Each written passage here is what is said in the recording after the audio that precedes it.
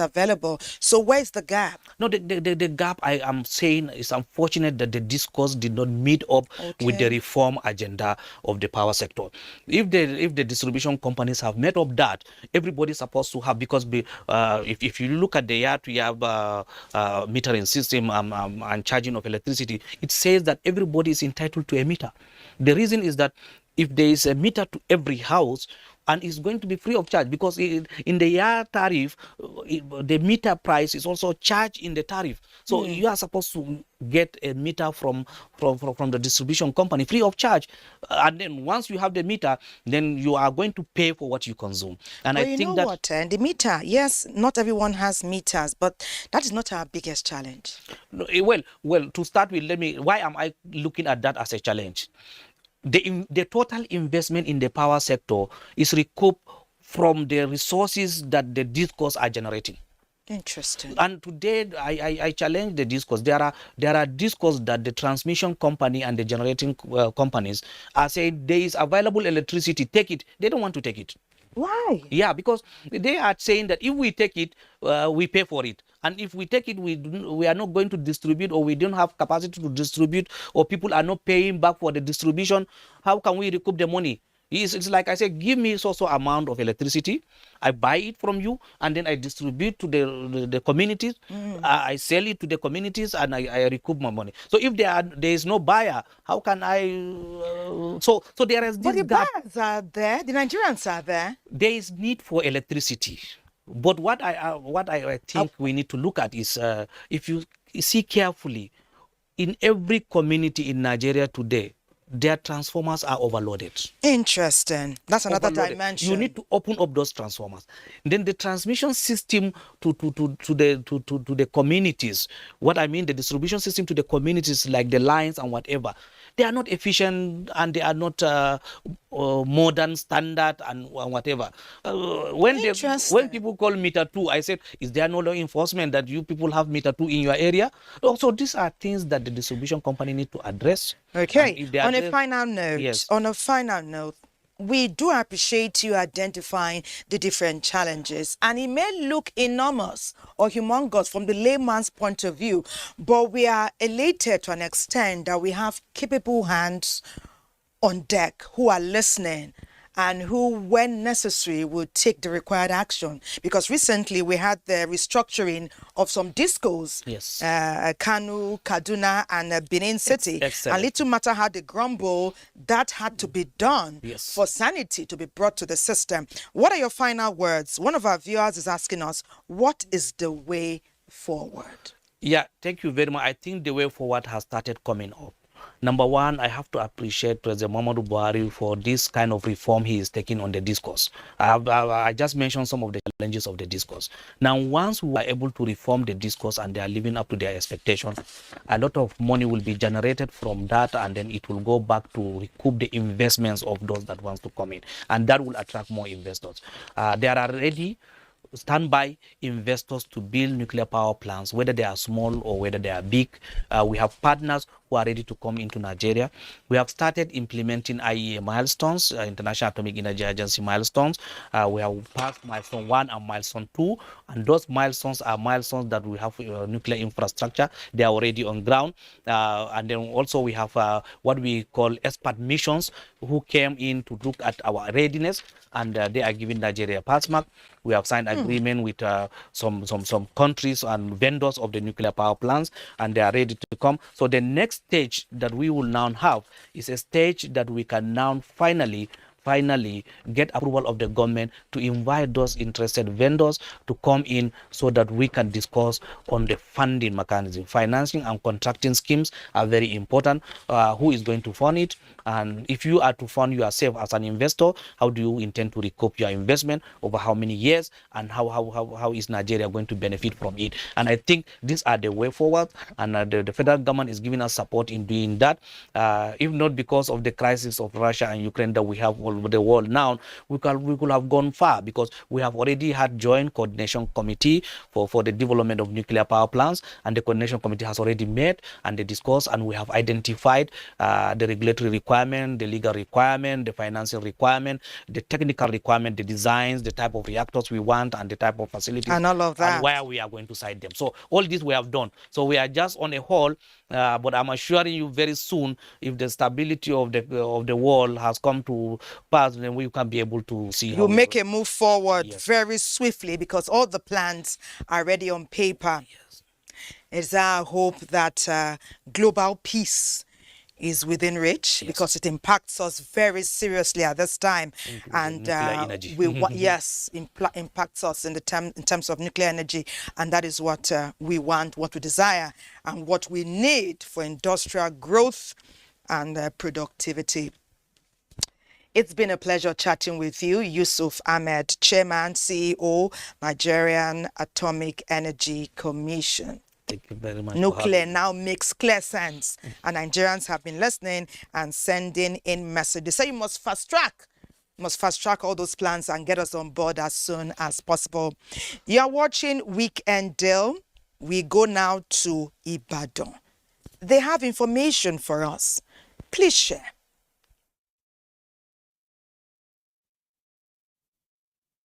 Nigeria, despite abundant in hydro, large oil and gas reserves, and readily available sun as source to generate power from, the nation is still grappling with drop in megawatts in the national grid.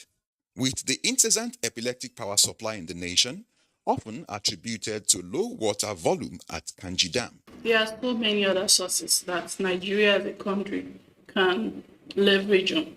For instance, we have coal, although a bit unfriendly for the environment, but it's an option that has been used before and is even being considered again, because currently the war in Russia and Ukraine has caused a shortage of gas supply.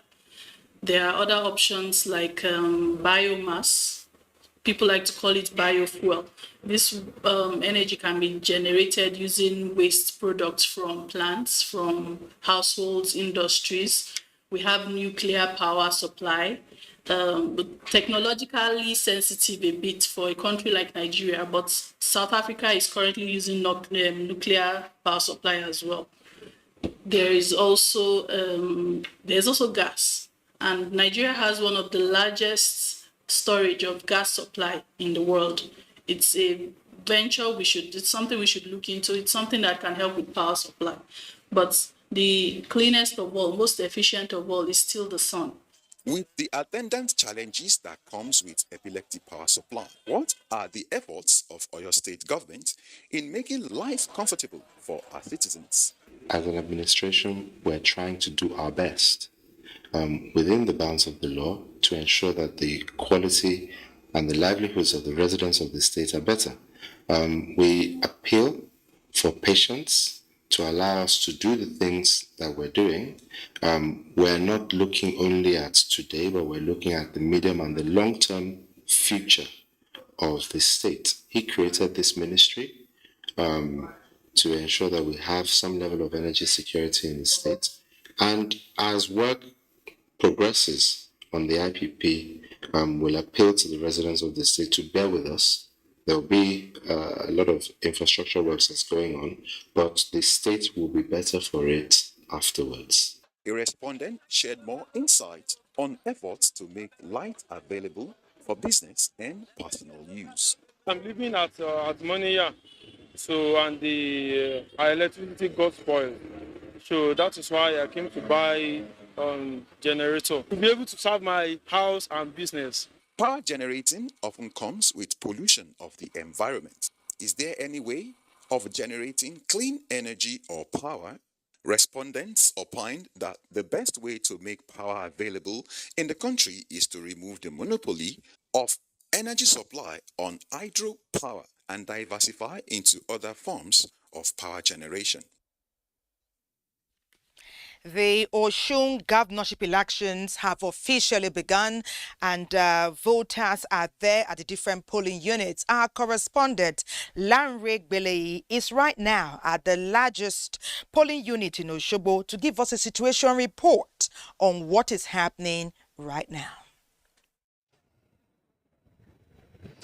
Oh, thank you, Thelma. It is the largest polling centers in Osogbo, and that is before. Right now, I've been informed that INEC has created new polling stations from this zone so that to reduce the crowd. Before this time, we have about 3,700 and so people coming here to vote. Now it has been reduced to about 1,540. Right now, what is going on right now, if I can move a little bit out of the way, is the INEC officials giving a pep talk to the people about what to expect of them and how to go about the exercise. The registration will soon commence, and the INEC officials came very early. People are coming in their numbers, one and twos, to come and do their civic exercise. Thelma. Interesting, Larry. Interesting. I know that all hands on deck, and our crew is working assiduously to bring us information as is unveiled over there in Osogbo.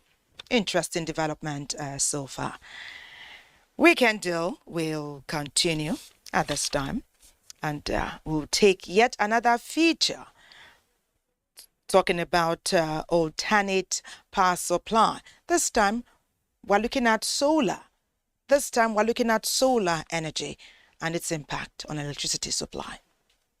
Renewable energy is a booming innovation which brings down costs and delivers on the promise of a clean energy future. Recent studies have revealed that about 500,000 Nigerian households now patronize solar energy, keeping in mind some of the factors to consider as they weigh their options, which includes efficiency, cost, warranty, technology type, amongst others. We can actually categorize solar power demand into three key categories. The first one is the small home system called SHS. SHS starts from about 60 watts solution with as low as 40,000 to 50,000 naira. You can have a solution that can give you a couple of light bulbs as well as USB charging port and sometimes even with radio. You move up a bit, to the 300 watt side, you can actually power a TV, refrigerator, and do a couple of more AC power things. That's really not more than 250, 300,000, even with the solar panel. Where I can look at the house, okay, in a 2-bedroom house, you have one AC. Okay, let's agree every month this is what you're going to pay fixed, and you don't have any business with uninterrupted power. Or we go for, a lease to own solution where I'll give you the cost of the solution that works for you. And, we calculate, the cost of finance, add it to that cost and spread it over a given period of like 2, 3, 4, 5 years. So if you could, tie some of those, laws, make it easy for me to come to your house, generate power, sell to you, do the data, go back home and sleep. With the recent innovation in renewable energy, there is still a percentage of Nigerians yet to embrace this technology. For several reasons, people never took solar seriously. They don't believe, and the reason is this. A lot of people would not agree with me, though, but electricity is still very cheap in Nigeria compared to other parts of the globe. So because it's cheap, and then because there is also a lot of electricity theft, people steal electricity and get away with it. So I think electricity theft is in part of the reason why people are not embracing solar. Secondly, the diesel we're consuming today to generate electricity has always been subsidized. So when government is subsidizing cost of diesel and you're buying it cheap and you really don't understand the cost of what you're buying, then you don't appreciate the other options. But I guess now that diesel price has found its way to where it is, people are now saying, okay, I had that there is this option. And believe me, when they come and sit down with the clients and we do the numbers, we're able to let them see how much cheaper solar is. Nigerians have been harnessing this energy for thousands of years, beginning with the pure direct sunlight to this renewable solar energy, which can be used to generate electricity that can also be stored in batteries for continuous use. It's interesting. We continue to learn more. You know, everyone is making efforts to ensure that they put power supply, either improvised or delivered. Emeka Unguluka has been doing some research about how alternate power supply impacts small and medium-scale enterprises. Emeka will take it from here.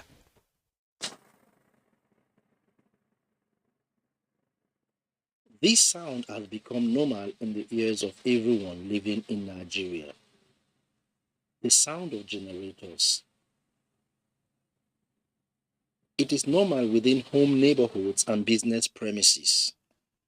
It can even be described now as the Nigerian ambience. A lot of enterprises rely on this alternative source of power to produce goods and services. Any new business plan without the provision for alternative source of power will have a low probability of survival. Inadequate supply of power is compounding the cost of doing business. Oh, it costs a lot when there is no light. It costs you lots of your clients, lots of your integrity. It costs you so many things. Just name anything negative when there is in business, when there is no light. The light issue is actually a big problem for us because there is no light here. And the only power source we have presently is to run our generator. And getting fuel to power a generator is a very, very difficult situation. Because when you get to fuel station, you will find it difficult because the pump attendants, the fuel in the fuel station doesn't sell in jerry can. You have to carry your generator to the fuel station, certainly and queue up with vehicles. The electricity recharge card of 5,500 will last you for about 2 to 3 weeks, while the fuel equivalent of the 5,500 will finish between 1 or 2 days. Entrepreneurship is to take risk no matter the extent. The reward is profit. But these days, profit maximization is far out of reach. The struggle now is just for revenue to meet cost of operations, and the entrepreneurs understand this. Now, the cost implication go back to the client.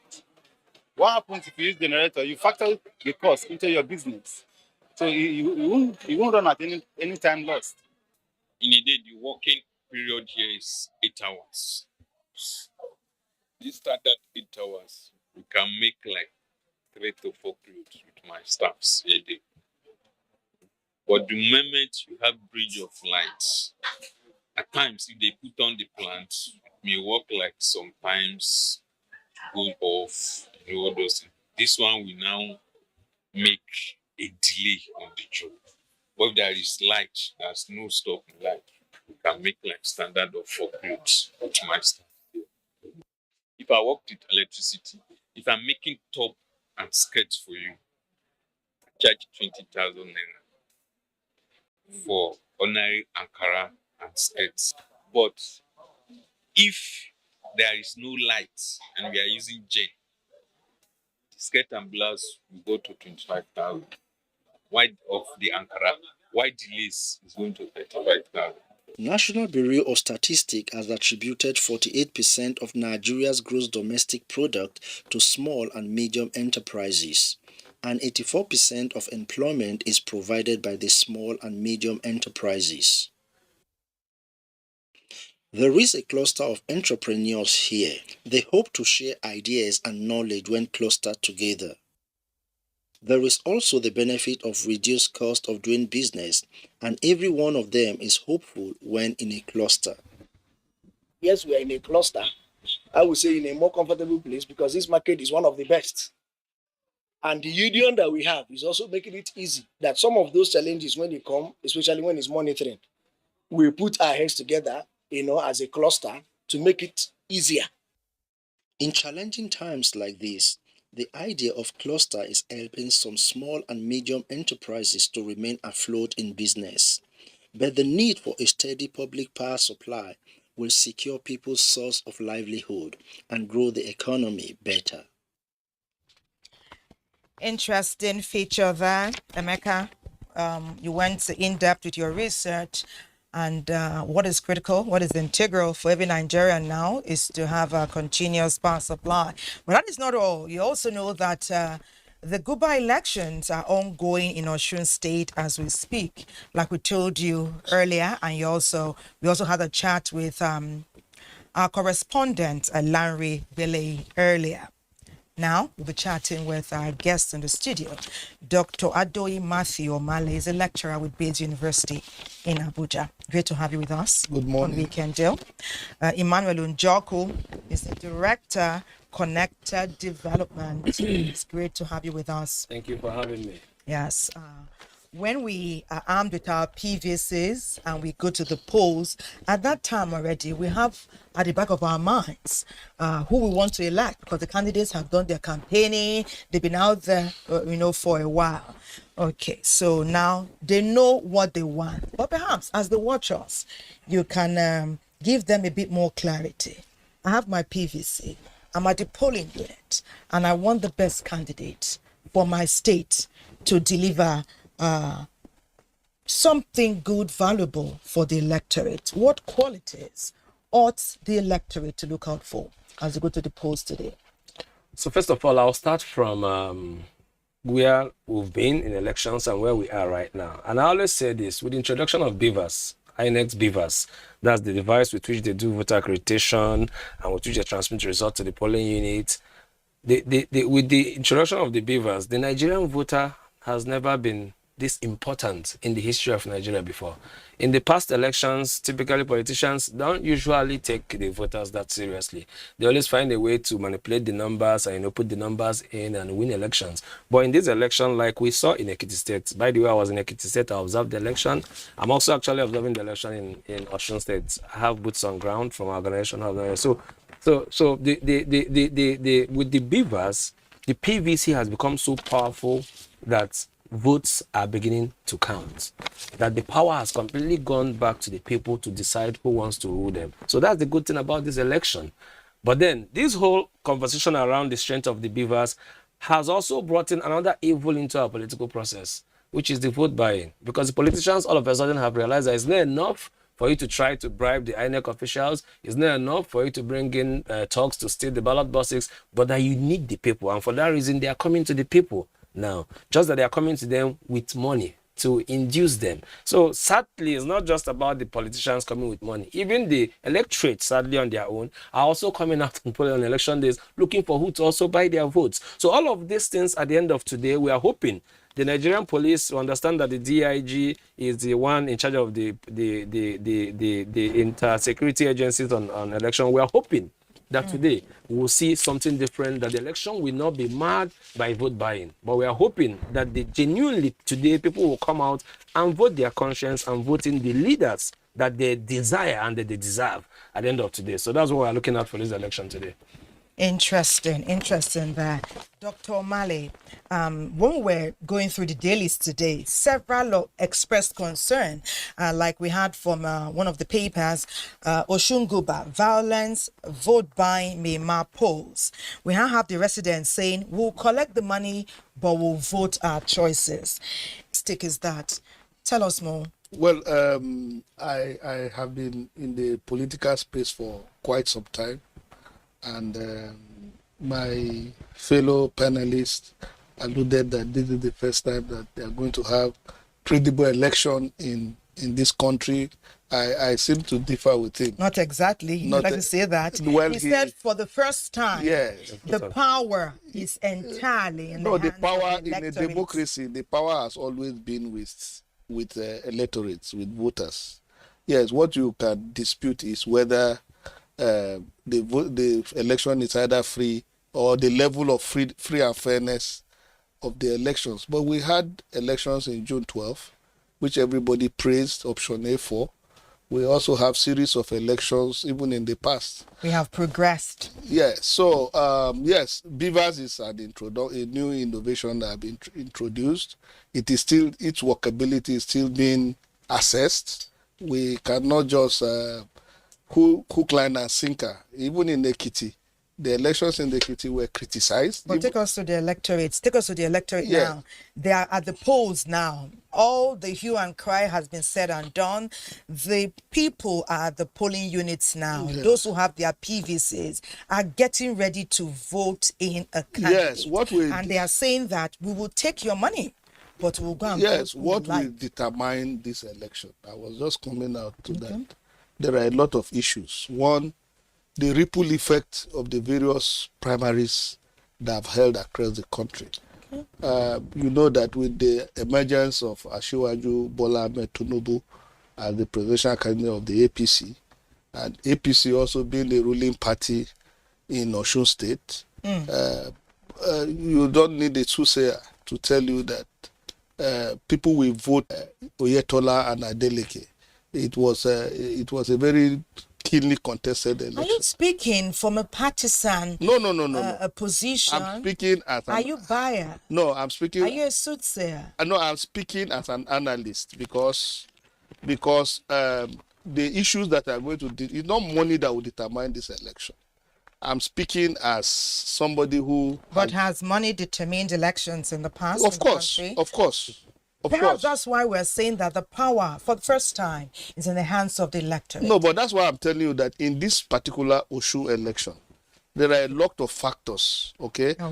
The parties, whether they give money or not. It will not influence. It will, but already, after the campaigns, you see that it is going to be a two-horse race, basically, between the PDP and the APC. Okay. And why it's going to be a two-horse race, irrespective of the money, all the parties will spend money, will give money to the voters. That is why you were quoting somebody as saying, we will collect their money and then we will vote according to our conscience. Yes, money will play a role, but also there were local issues. We need to wrap up now.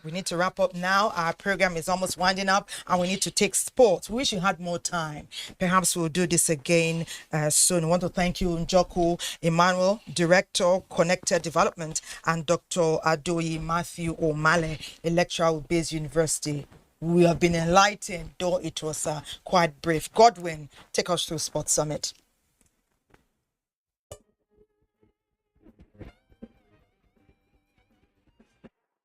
Okano in stoppage time before half-time. This is Parler. Dixon, early cross. Oh, the flick from Kano, phenomenal. Vieira's free kick, looking for Kano. Oh, he's past Young. As the average Nigerian, when and why he started following Arsenal Football Club, one name will ring a bell, Kano Onwakwo. We can't forget him for all the sweet memories, all the reasons, and for making sure that a lot of Nigerians started following the Gunners, as we call them. That's the story this morning on Sports Summit on Weekend Deal. My name is Godwin Inakena. I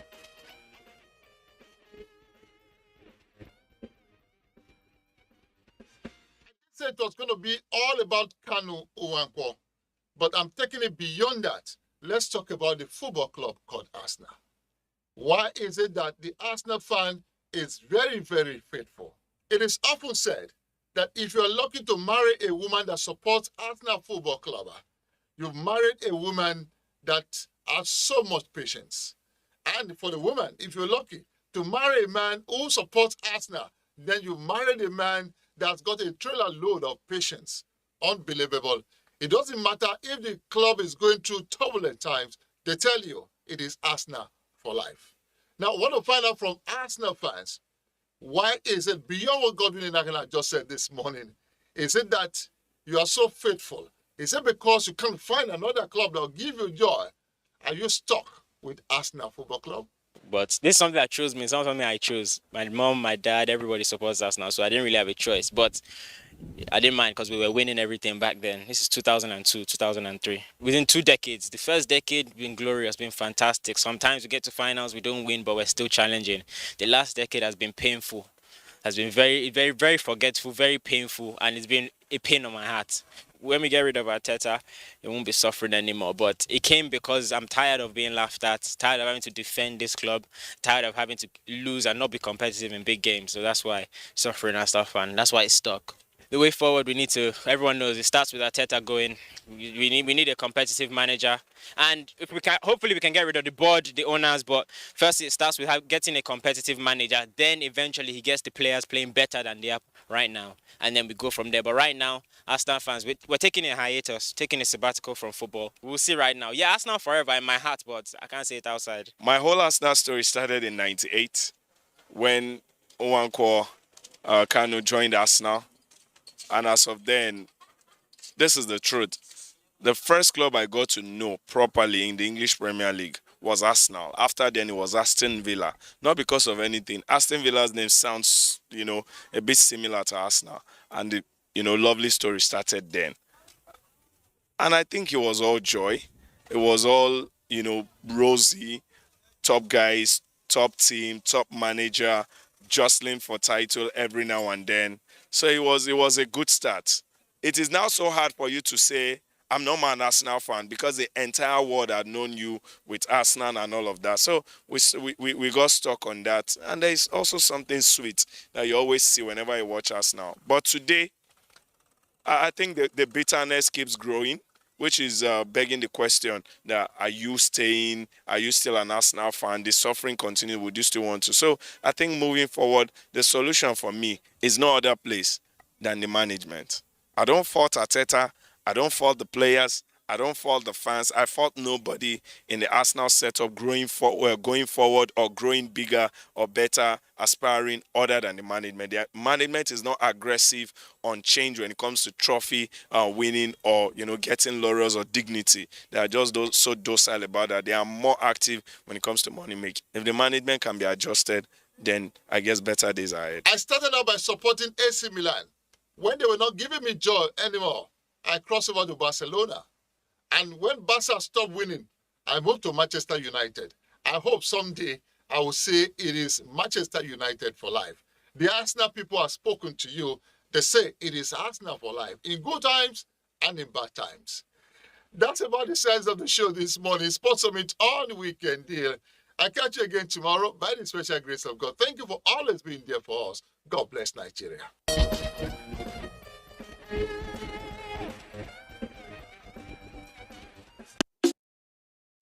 Many thanks, Godwin, listening to Sports Summit. Often a pleasure. While wrapping up our conversation today, we urge you to join us again tomorrow for more talk about alternate sources of supply. It has been a pleasure having your company on the show. Osun Decides will take it from here to continue to inform you about what's ongoing as citizens go to the polls to bring up a governor for Osun State.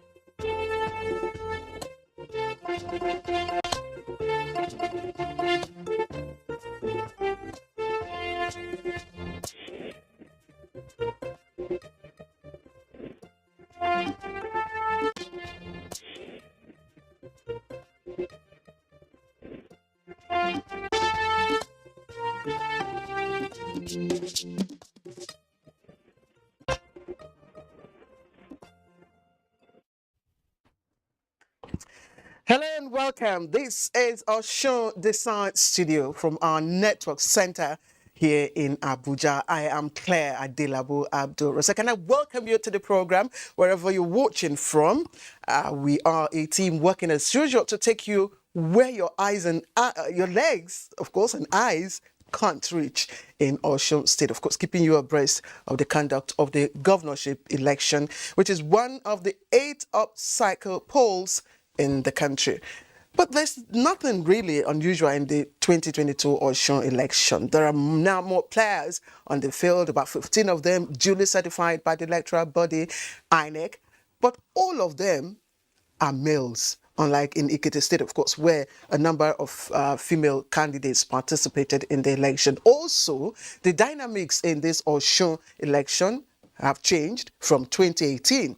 The issues are now more streamlined, but the stakes are higher and deeper. And as I said earlier, we are a team working here on camera. I'll be interfacing with my colleague, Fisai Ogunfoye, who is in our Osun Design Studios in Oshogbo. And of course, what can we do without our team of foot runners? I call them the infantry of this brigade, our correspondents who are on the field. They will be spicing things up for us with information on the conduct of the exercise. And of course, I'll be joined here in the studio in Abuja by a distinguished panel of veteran analysts. And in the next 4 or 5 hours, we shall be bringing you all the issues, information, of course, in the Osun 2022 governorship elections. Let's take a breather now and take some commercials. I'll be back.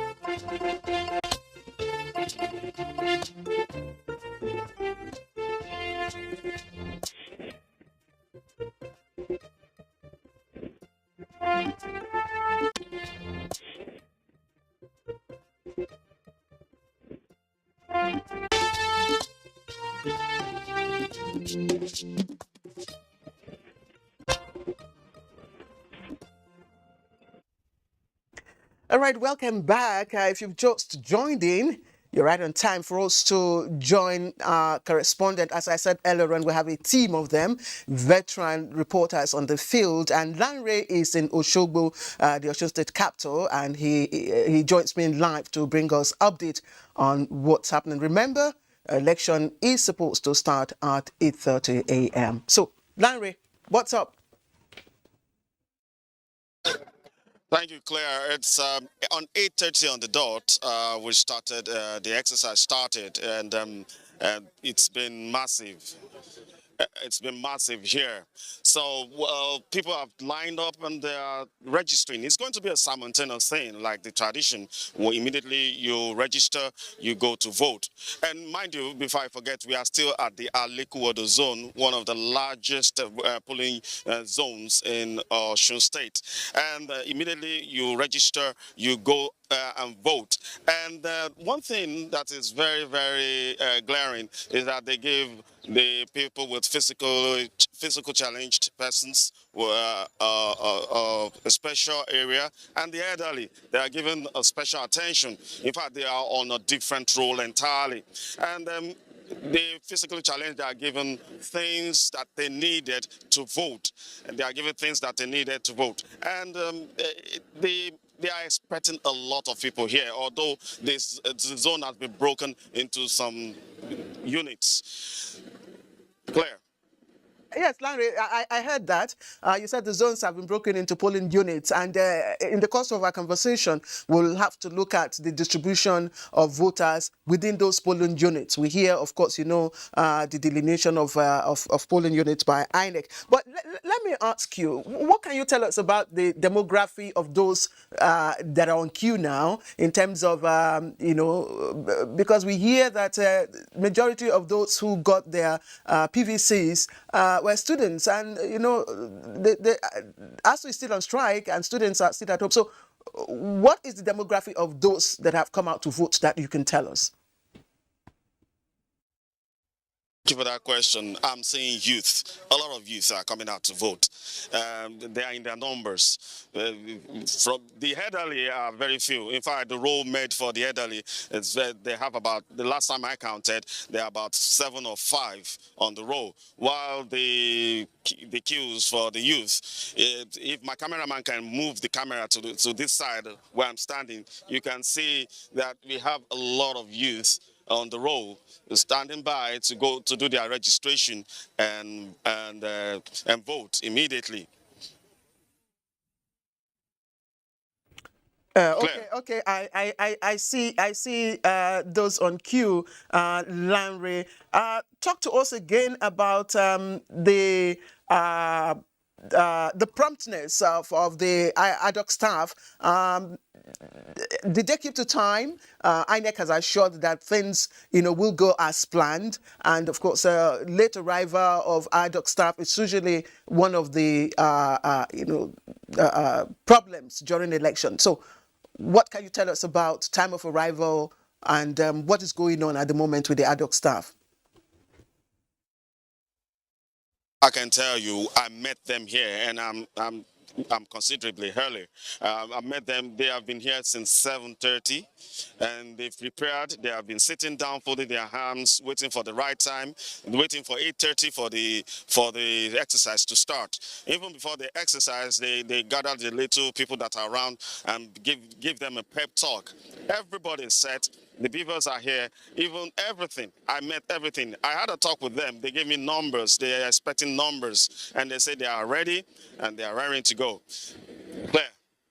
Okay, talk to us about Osogbo, where you are, in terms of the swing, votes and all that. What is special about Osogbo, and what impact do you think that area will make on the outcome of the elections? Listen, the impact this area will make in the area of election, we are only in one zone in this area. Alekuwado is a large area. There are about 3 or 4 zones there. In this one zone only, they have 1,000, they're expecting 1,250 something voters to come and register and vote. In one zone, they are expecting about 40. In another zone, they are expecting also about 1,000. And so this place will have a considerable impact on the results of the election. And that is one of the reasons why many media houses are here to see how this is going to take off. And from there, they can now go to all the zones. Before now, about 3,000 people vote here. For INEC to delineate the the polling centers into smaller centers. Even with that smaller centers, they still have about 1,000 people coming to vote in this area only, Claire. Thank you, Lanre. Again, I'd just like to ask, Osogbo is in what senatorial district? I don't think so. I don't think so. But I believe it should be. I'll ask around. I don't want to give information I'm not sure on here, but I think I will have to ask if this is under a senatorial district. I would like to ask that, but I'm not sure. Okay, Lanre, I think we'll just keep it at that. I'm sure that we'll come back to you for more updates on what exactly is happening. But just before I let you go, 8:30, the governorship election is scheduled to hold between 8:30 and 2:30, and we're way past 9 o'clock. So, what is going on at the moment? Or the streets are deserted. I can tell you that. This area is often a busy area. I've been to Osogbo once, and it's often a busy area. I can tell you right now, people are walking towards their polling centers. No cars are allowed. There are heavy presence of security personnel on the roads, checking on people. In fact, I just saw NDLEA officials coming to the police station. I was wondering, what are they doing here? But then, all security, but that goes to tell you that all security personnel are on high alert and they are doing their job. So the streets are deserted. Everybody is coming out to vote. And what you expect in an election is going on right now. Claire? Larry, I actually wanted to know if accreditation, is going on at the moment since it's way past 9 o'clock, and then how long it will take for that to happen.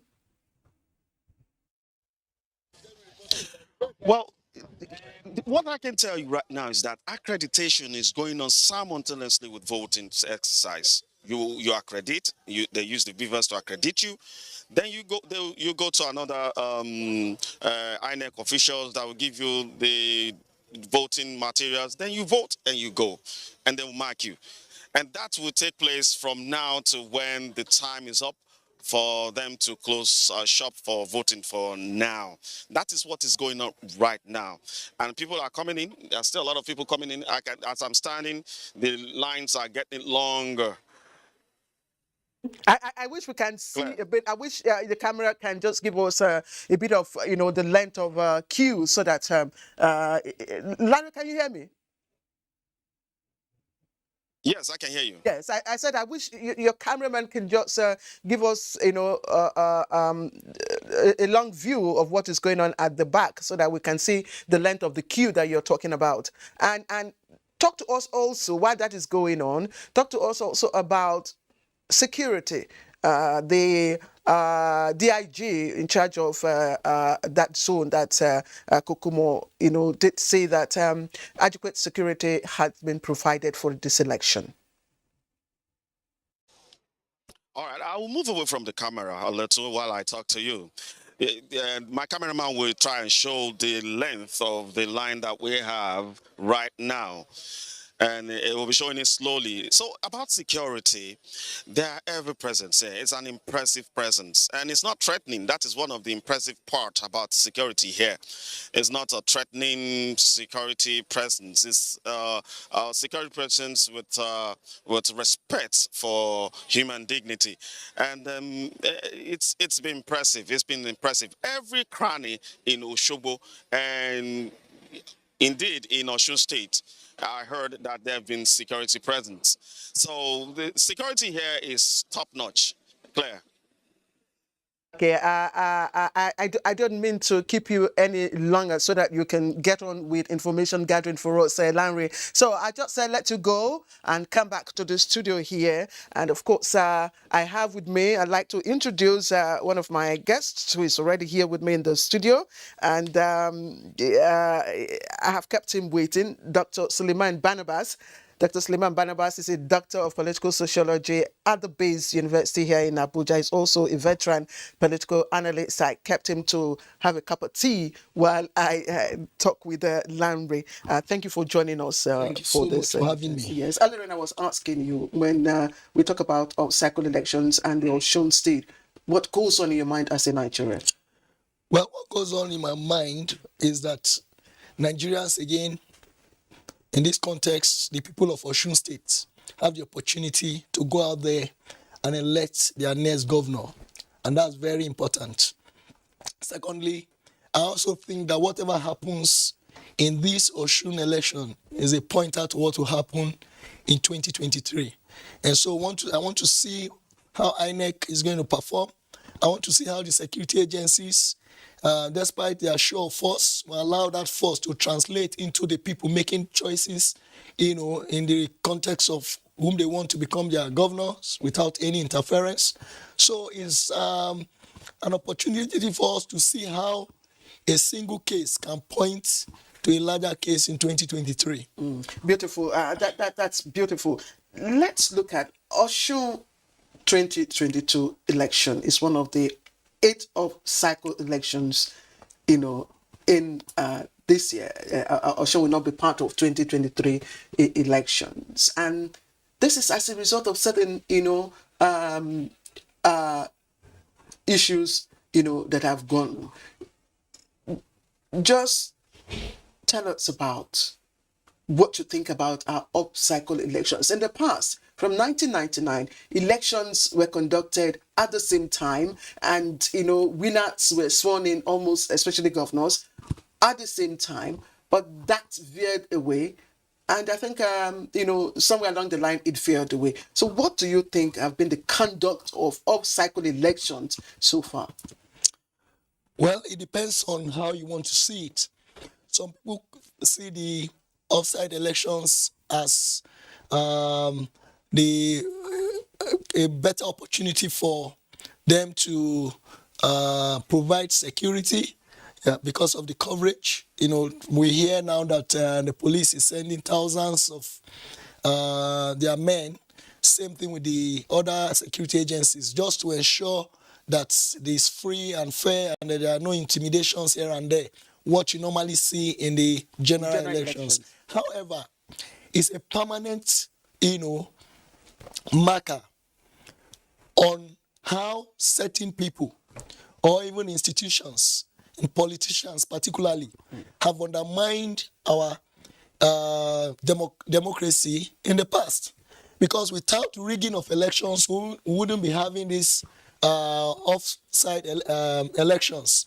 So those who brought us to this point, I'm sure if they have good conscience, will be each time they hear of offside elections, they will actually be reminded of the roles that they have played in undermining our democracy. Dr. Suleiman, we will come back to you to talk about the impact of cycle elections, because they are not without their own, consequences. Of course, when you veer away from the regular, you must have consequences. So let me, again, I told you I'll be interfacing with my colleague Fisayo Ogunfuyi, and Fisayo is in our Osun Decides studios in Osogbo. Fisayo, it's good to see you. This is not Ekiti, where you had lots of pounded yam. What are you eating in Osogbo this morning? You had lots of give you the lowdown on all that very shortly, because I've been discussing with the GMA in Osogbo that I may need some local spices even way back. But don't worry, we'll talk about that, especially after we've gone through all this process. But it's instructive to that Osun State and its indigenes, both home and abroad, have waited for today, the 16th of July, 2022. It is the day the people, at least the eligible voters, will literally put their fingers on the destiny. Fisayo, I'm sorry, it's difficult to hear what you're saying, so I think we're having some challenges with your audio. So while the engineers try to fix that, let me return to the studio and engage Dr. Barnabas. We're talking about off-cycle elections and what they can do, to the electoral process and to democracy itself. So what do you think has been the impact so far? Well, the impact of the off-cycle election, one, is that it gives INEC and our security agencies the opportunity to redeem the negative perception that some people have about their roles in our elections. And to a very large extent, they have actually shown that if they have enough men on ground, they can actually ensure that the process is relatively free and fair. In these off-cycle elections, we've heard little about killings. We have, less of violence and all compared to what we hear, in the regular general elections, where you are talking about Kogi State, you are talking about different states, different regions. It's like biting more than you can chew for the security agencies and even for INEC in terms of logistics and what have you. But in off-cycle elections, particularly just having to, deploy all the resources to just one state, and that's why we see them come out with results faster than what we experience in the general elections, where you have different states, different issues, and the headquarters having to receive calls from different states, different places, and all different stakeholders. So the off-cycle elections provide the opportunity for our democratic institutions to actually show that truly they mean well for our country, for our elections, and that they will be free and fair and show a whole lot of fairness in whatever they do. Thank you. And just to update our viewer that, of course, the 8 states that will not be on the 2023 electoral calendar, of course, are Anambra, Bayelsa, Kogi, Edo, I think Imo, which other state again? Yes, I said Bayelsa, then Ondo. Yes, Ekiti. Ondo and Ekiti. Ondo and Ekiti, and then of course Osun. Now Osun election in 2018 produced what is happening today. Can you speak to that a bit for us? The controversies, that led to the, cancellation of the result of the election, and then why we are here today. Yeah, what we saw in 2019, 2018, I hope it doesn't happen. It was something that everyone who truly means well for this country, didn't feel happy about, where people were, clearly deprived of voting, a whole lot of issues coming up. And like I always say, politicians will do anything to win elections. So we appeal to the consciences of our politicians, particularly the political leaders, to take the country as a priority above their personal ambitions.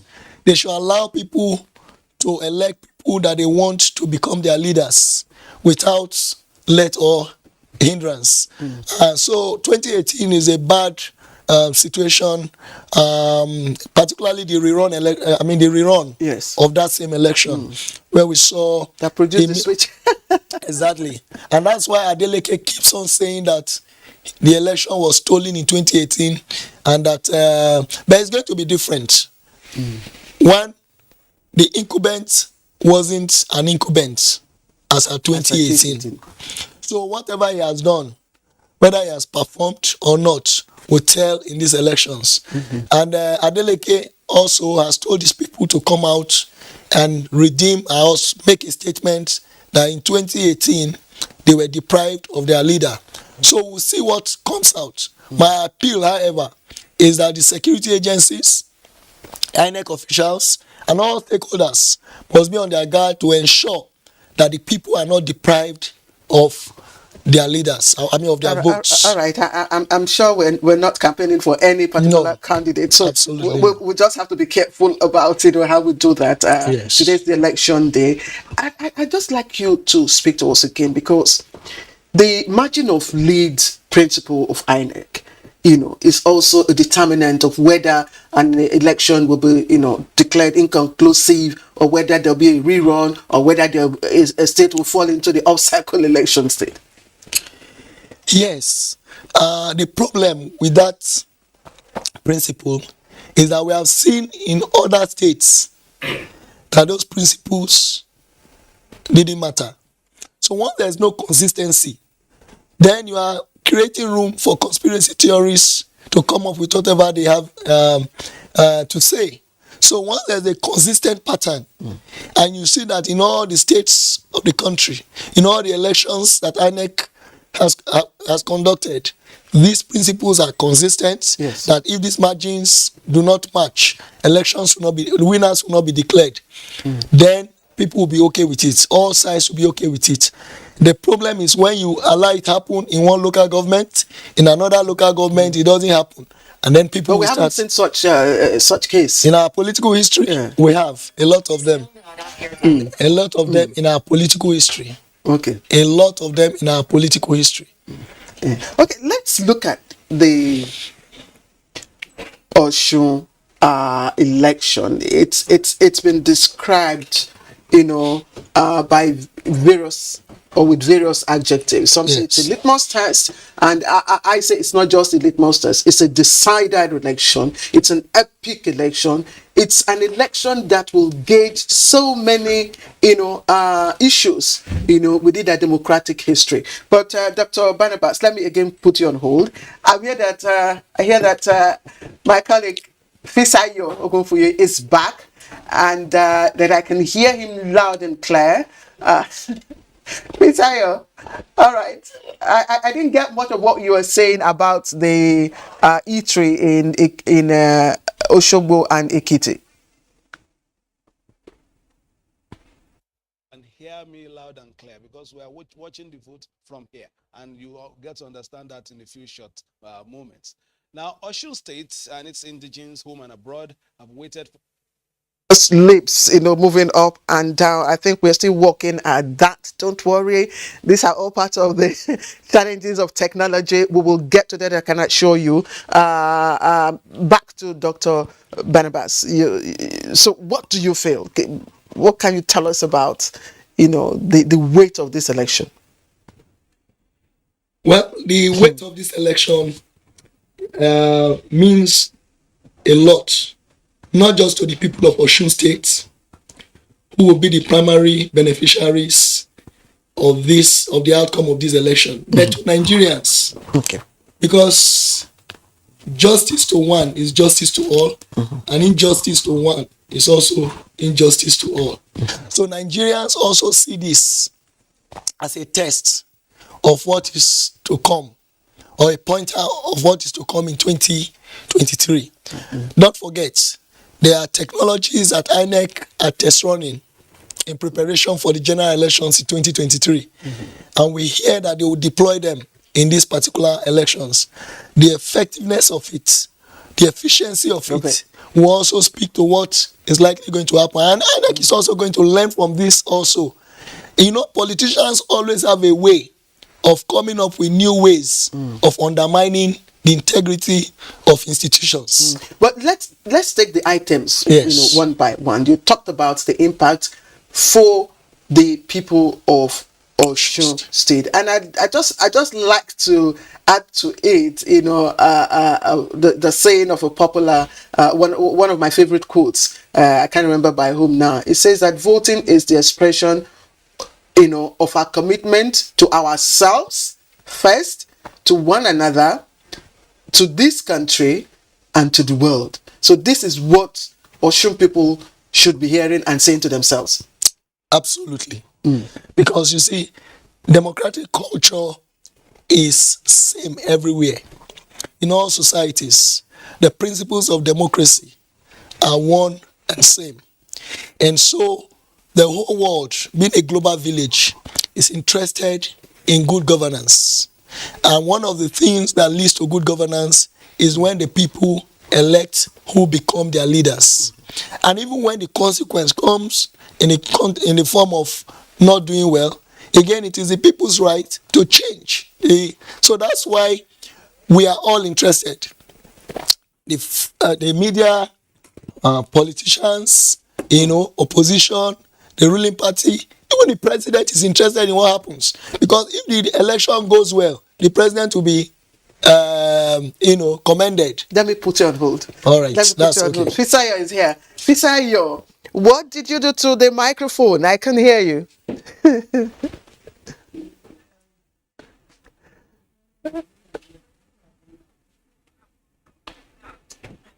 Okay, we are still at it. Not to worry.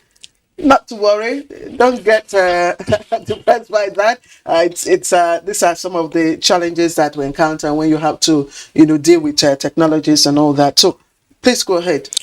So, the president will be commended if the election goes well. If there's any failure today, God forbid, in terms of insecurity or in terms of the people not having their choices, the president also will be the first person that people will start castigating. So, like the president will always emphasize that people should be allowed to express their choices in whom they want as their leaders. That's the expectation from me. That's the expectation from you. That's the expectation from the people of Osun State. And we hope and pray that at the end of the elections today, just like it happened in Ekiti, the generality of people will agree that yes, election to a large extent will be free and fair. In 2018, the issues, were not as we have today, although they have been streamlined. Maybe all the candidates talk about variously infrastructure. There's the issue of security, and there's the issue also of welfare. So, how do you see, the Osun mentality, with regards to the conduct conducting themselves during elections?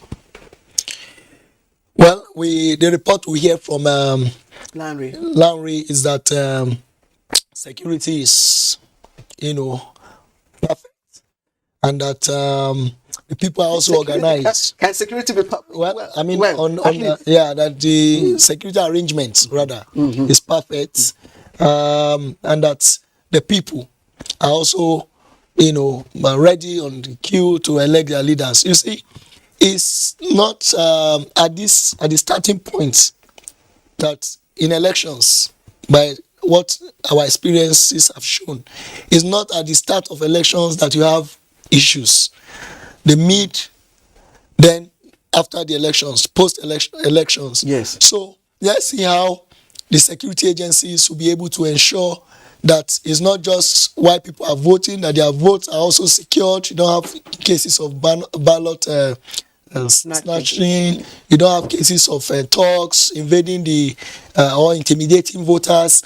So we hope that continues to be the story, like we hear now from Oshogbo, and that you go to the localities also, because most of the security issues you experience in elections in the context of intimidation, they happen they happen in the villages, the local areas where they don't have security agencies, or they are limited, or where they don't have media presence and all. So the people have the right to also defend their votes. And if you notice that in 2018, the reason for the cancellation of for the rerun elections was because of the cancellation of the number of votes. Yes.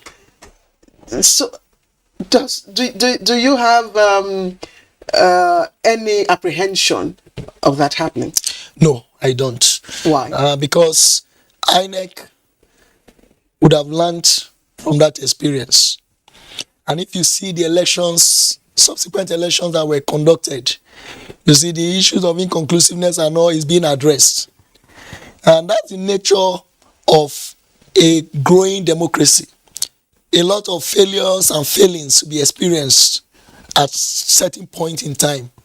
And the institutions working, not just INEC, but the security agencies, will also have, what you call the flashpoints. And they will have to deploy more resources, to tackle such challenges. So I do not expect that what happened in 2018, 4 years after, will repeat itself. If that happened, then it will be failure of the institutions. I'll allow you to sip your tea, and then I'll return to you. We hear voting has commenced in some wards, as INEC is reported to be working to ensure equal access for all voters. And of course, I wish I could get more of the information, as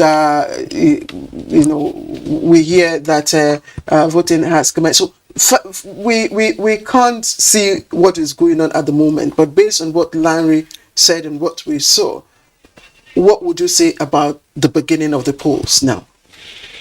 In terms of arrival of the adult staff, in terms of availability of security, and the demography of those on the queue. Yes, I think that it's interesting what we saw about the demography of the voters. I'm impressed that young people once again are coming up to show that they are interested in leadership. They are interested in who becomes their leaders. And we are seeing that in Osogbo, where young people are coming out, to elect their leaders. It's a good sign. I wish and I hope that those votes, will count at the end of the day. I would also like us, because don't forget that we're still looking at the weight of the Osun election. We've discussed the weight on the people. We're still going to discuss the weight on the candidates, and of course those I will call the outside contestants, the power brokers and all that. Again, let me take you. I was giving you some information that voting had commenced in some wards, and INEC is reported to be working to ensure equal access for all voters. So I think it's time to see what's happening in some of those wards.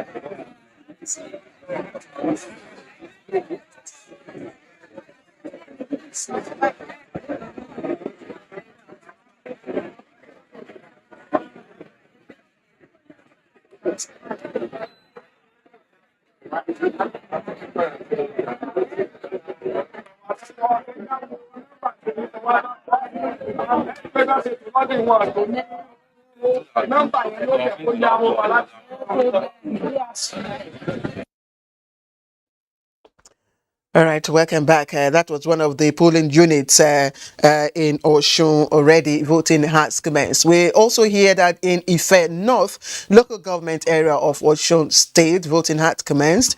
And among the voters at Yakoyo ward of Ife North are physically challenged persons. So let's take a report on this. Yakoyo in Ife North local government, where voting has commenced.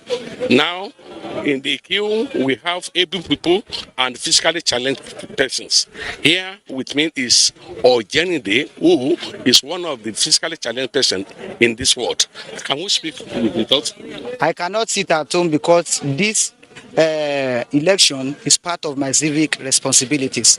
And as a physically challenged people, I need to participate fully to develop my local government. I am a blind person. I can't just sit at home without exercising my civic duty of voting for my choice in this election. I have come to cast a vote in order that the Nigeria may progress. The reason for my coming out is to make sure that I participate in what is going on, to choose leading personnel, that Nigeria progresses. I'm having the challenge of nerve system. All my bodies are disorganized.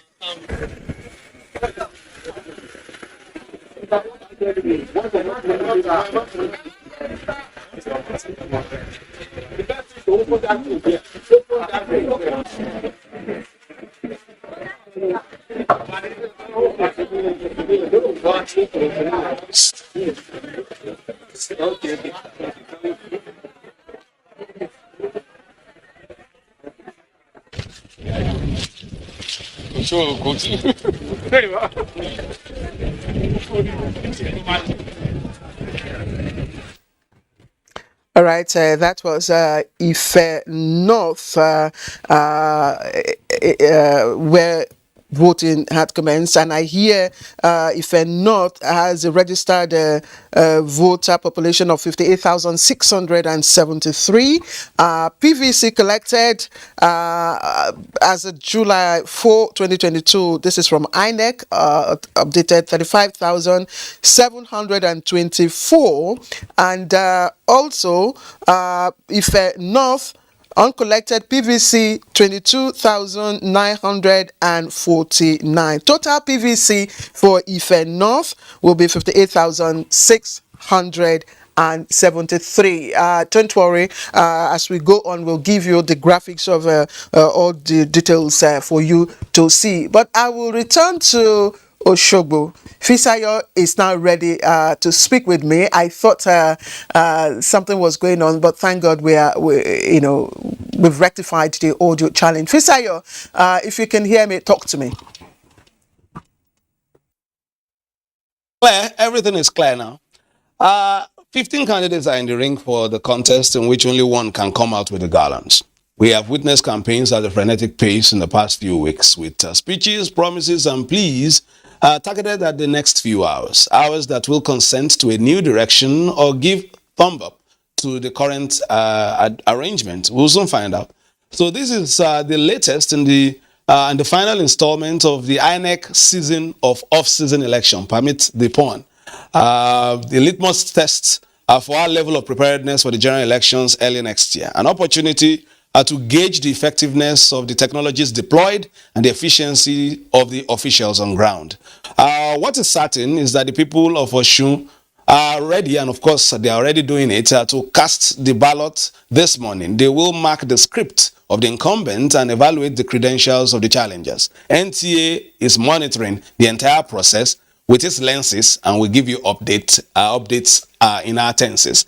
Let me welcome my guests. Let me start with the lady in the middle, and that's Cynthia Bamalu, Director of Programs of Yaga Africa. Thank you for joining us bright and early. Thank you. And of course, Wango, board member also of Yaga. Thank you for joining us as well, because I know your schedule is tight.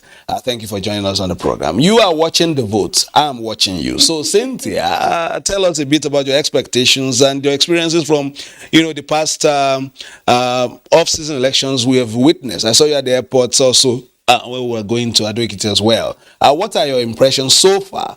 And is there room for optimism, or is it dire?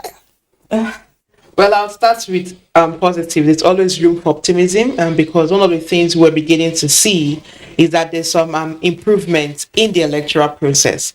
And for us as Yaga Africa, our work is to keep promoting that level of confidence, but holding the respective institutions to be a bit accountable in the work that they do.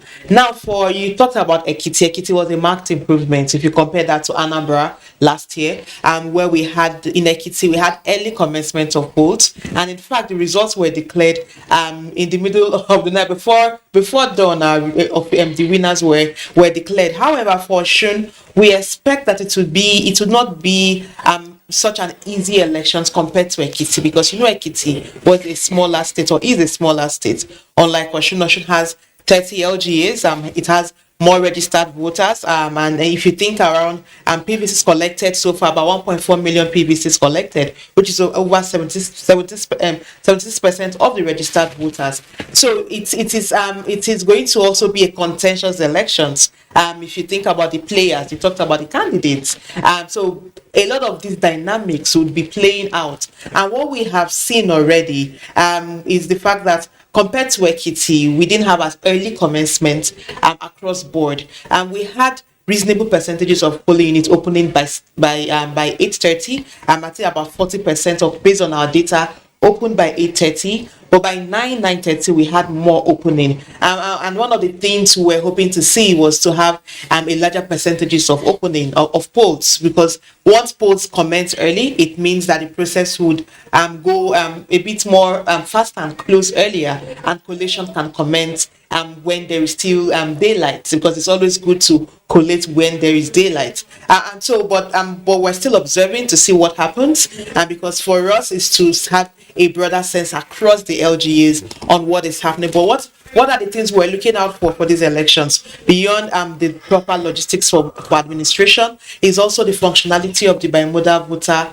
accreditation system, the BVAS, because that is an important feature in our elections. And with the new Electoral Act, the BVAS is so fundamental that if it's not deployed, elections will be moved to the following day for those polling units, or may not even be conducted again if the registered voters in that polling unit are not, if the numbers are not sufficient to change the outcome of the elections. So you see that the BVAS is very important. In Ekiti, it functioned properly in 96% of polling units. The BVAS functioned properly in Ekiti. In 6% where it malfunctioned, it was replaced. We're hoping that in Osun that there is better provisions for contingencies. So in case there's a part where there's some level of malfunctioning, that it is easily replaced, just so that a lot of voters would not be disenfranchised just because of an issue with the BVAS. But we're optimistic that if it worked in Ekiti, and if INEC improves on this work in Ekiti, that it could work better in Osun State. All right, there's a report coming in, an update from the field. If we can get that, we will, also use that to spice up this discussion. Let me bring Ezenwawango in. You were just telling me you will still go to some other parts of the state shortly. I need to ask you, Cynthia made some, comments in terms of the success in Ekiti. But, just like she said, rightly, it's a much smaller space in terms of even the size of the state. Everything is Ekiti, something Ekiti, this Ekiti. You don't even know when you enter a new Ekiti sometimes because of how close those communities are. But here we are 30, LGAs, and if we look at that and we look at beavers and the sheer number of voters, will beavers be fast? Well, I think we should be a little. We should approach the Osun election with cautious optimism, and the reason for that is that whether it is smaller or not, the deployment level here is also higher, and so if the deployment level is higher, the expectation also from officials, whether it's security, whether it's INEC, our expectation of them should be higher. Because Osun did not just happen. The 30 local governments were not created yesterday. All those who are involved in this process already know that there are bigger challenges that they need to confront in terms of election management and the rest of the issues. So what are our expectations? What do we want from them? We want polls to open early. And when we engaged the INEC resident electoral commissioner yesterday, he did say that as at 6 p.m., that all the materials have gotten to the different local governments and we are moving. And the concomitant effect of that was that polls will open much more early this morning. And Cynthia was telling us as at 7:30 a.m., as at 8:30, relatively 40%, but it's gone up now to a more appreciable level. The expectation, therefore, is that we want to see a well-managed elections, and we don't want excuses. Don't give us the thing that the reason why Ekiti went well was because it is smaller and that this one is bigger. It doesn't add up. in terms of expectations and the level of deployment. The police, for instance, security agents, they are deploying 21,000. In Ekiti, they deployed 17,000. So it shows you that they understand the bigger implication of, what you need to put into the Osun election. The people are prepared. They've gone out to collect their PVCs, about 75% or so of voter collection had happened. That's about nearly 700 or so, 800 of the 1.4 million people that have collected their PVC. So our expectation is very high.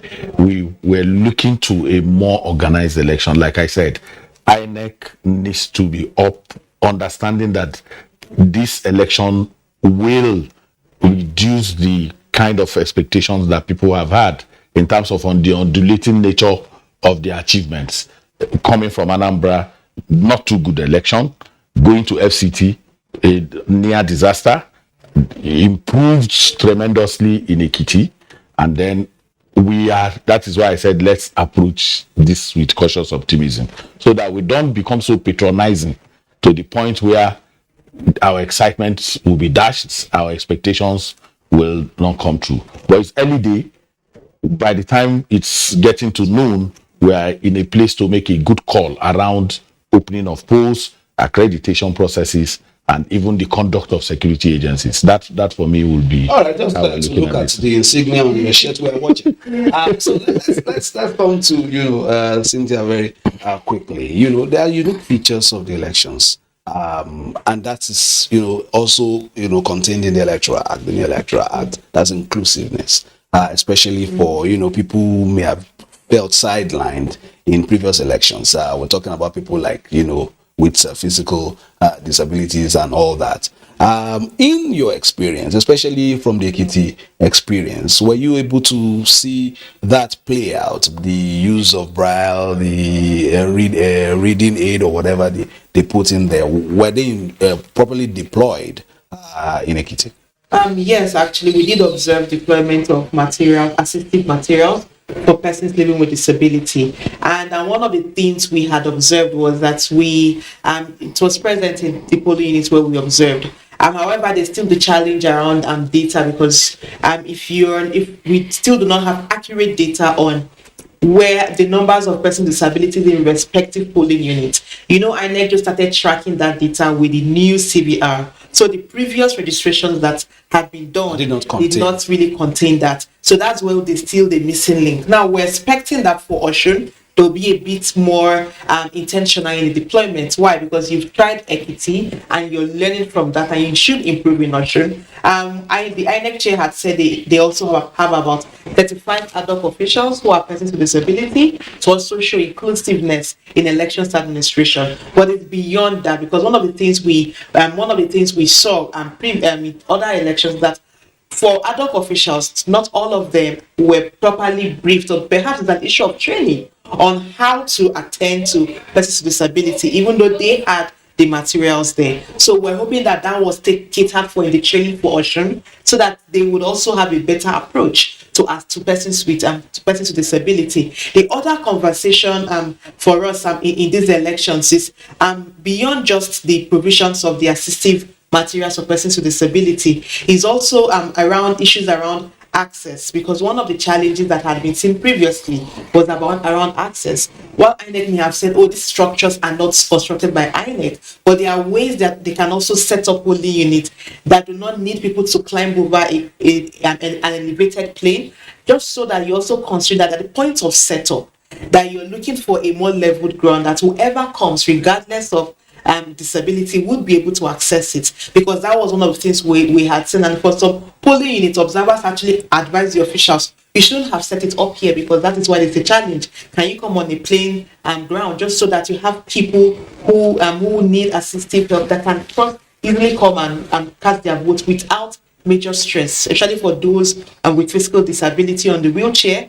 and that would need help to cross over or climb over an elevator steps. So I think that is something that we need to that we're hoping to see improved. In Osun, one of the things Izzy mentioned is the fact that for these elections, while we saw an improvement in Ekiti, we don't believe in dwelling in past glory, because every election should be an improvement of the previous. And this election is a litmus test ahead of the next general election. So this is a make or mark process. If INEC gets it right in these elections, it could also inspire confidence in voters across board that INEC is ready for the next elections, even though it's just one state. But this is the last elections that you have a lot of media and observer groups looking in and assessing and analyzing. So INEC needs to actually get things right. But beyond INEC is also the security agencies, because we saw what happened in Ekiti, vote buying, and we had interactions with the police, and sometimes they say, oh, we should tell the officers when we see that happening, but it's not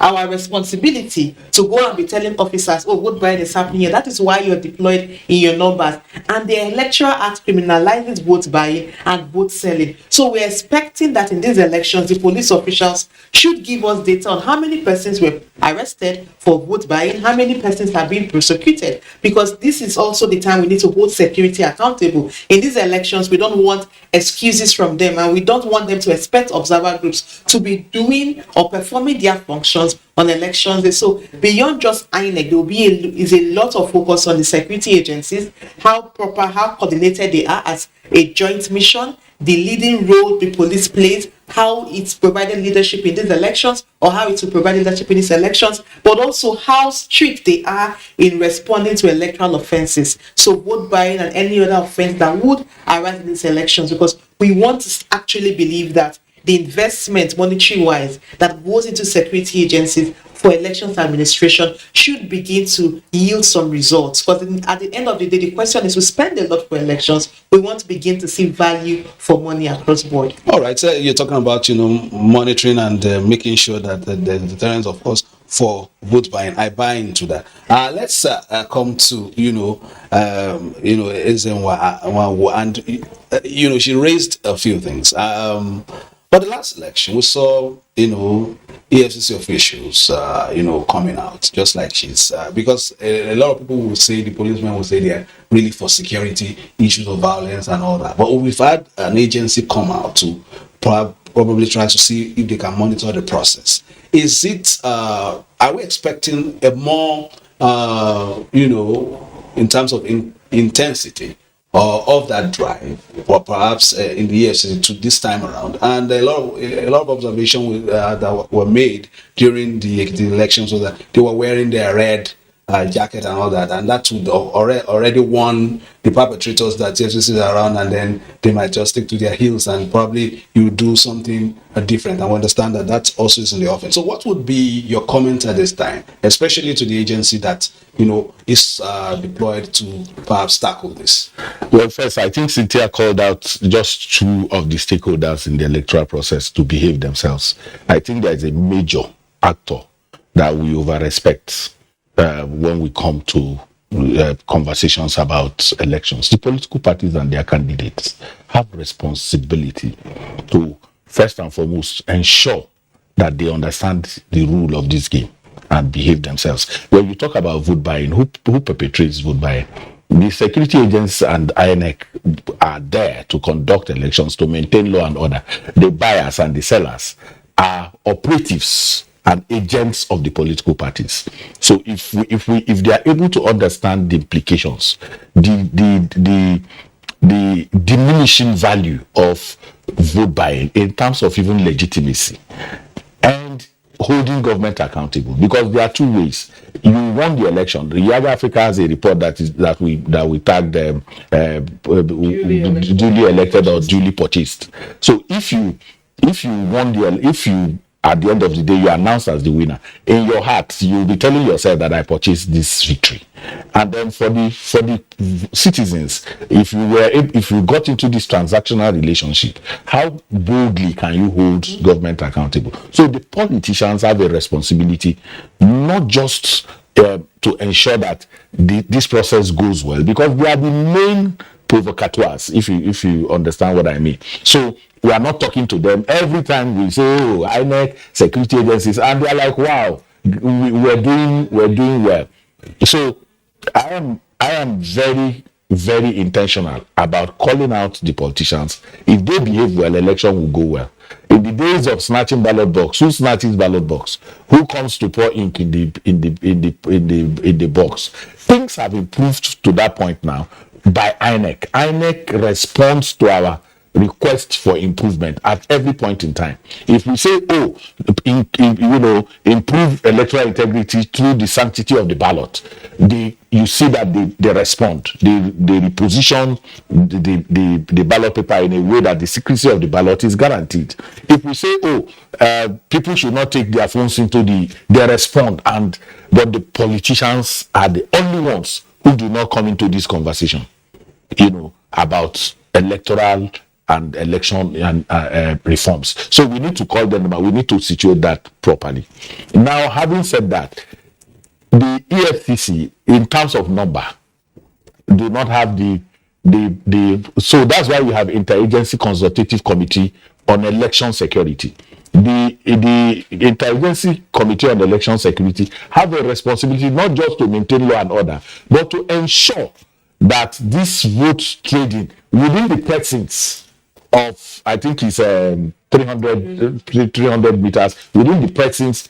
The enlarged 300 meters now means that it is not just because the voting station is just about this room. 300 meters now puts it that even if it is, you are going to the pay point that the politicians stage just away from that point, the security agencies can sweep on those, because there is a car parked and everybody sees that car. People vote and go to a particular car. As a security agent, you are saying somebody whose protocol of engagement during election is to observe, that he should be the one telling you that there is a vehicle and you are there, you say you're maintaining, and then 21,000, including plainclothes agents who move about in that polling unit, will claim that they don't see it, and then we will be told that it's our responsibility as citizens. I don't earn salary as a security agent. Somebody is paid an allowance to come to Osun to exercise that function. Then in Ekiti, the bigger challenge is, okay, EFCC have arrested people, we are told,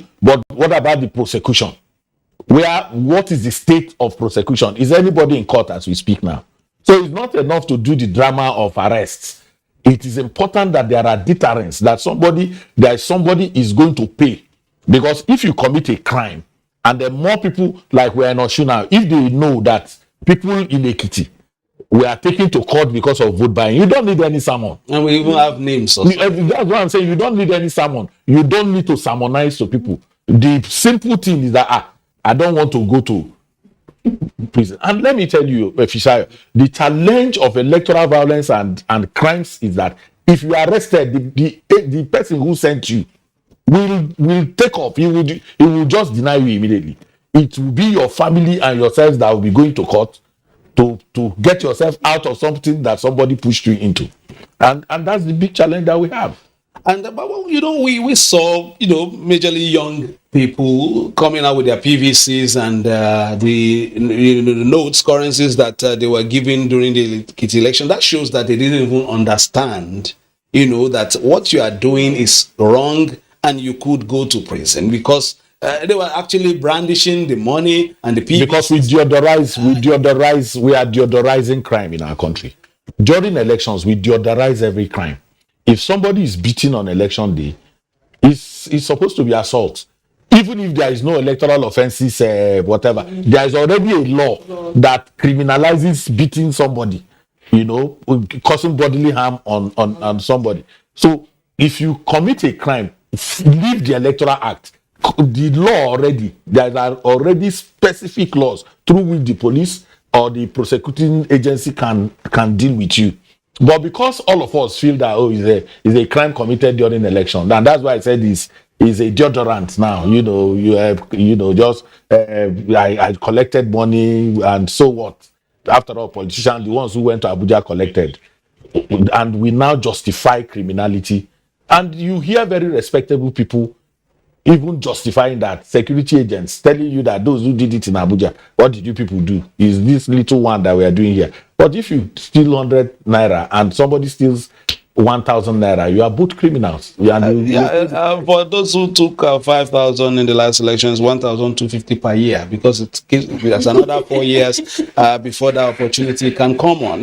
When we get the reports of voting. We'll give it to you. Of course, you can see some pictures from our reporters on ground, and at least from what we are seeing, the turnout is it looks a bit, impressive in terms of even the early, numbers we saw. I don't know whether there's a link between you showed us some PVC collection, the rate, and you're talking about something close to 76%. Could there be a link with the fact that INEC did very well in the last election? Because a lot of people have said this issue of apathy could be because people feel, well, whoever will win, my vote will not really matter. But if they saw that what happened in Ekiti, was well conducted and all that, could that have been perhaps a link, I don't know, between what happened in Ekiti, or it's just a local thing in Osun State? Well, I do not necessarily want to draw a connection with that, because Osun, as a state, is actually a politically conscious state.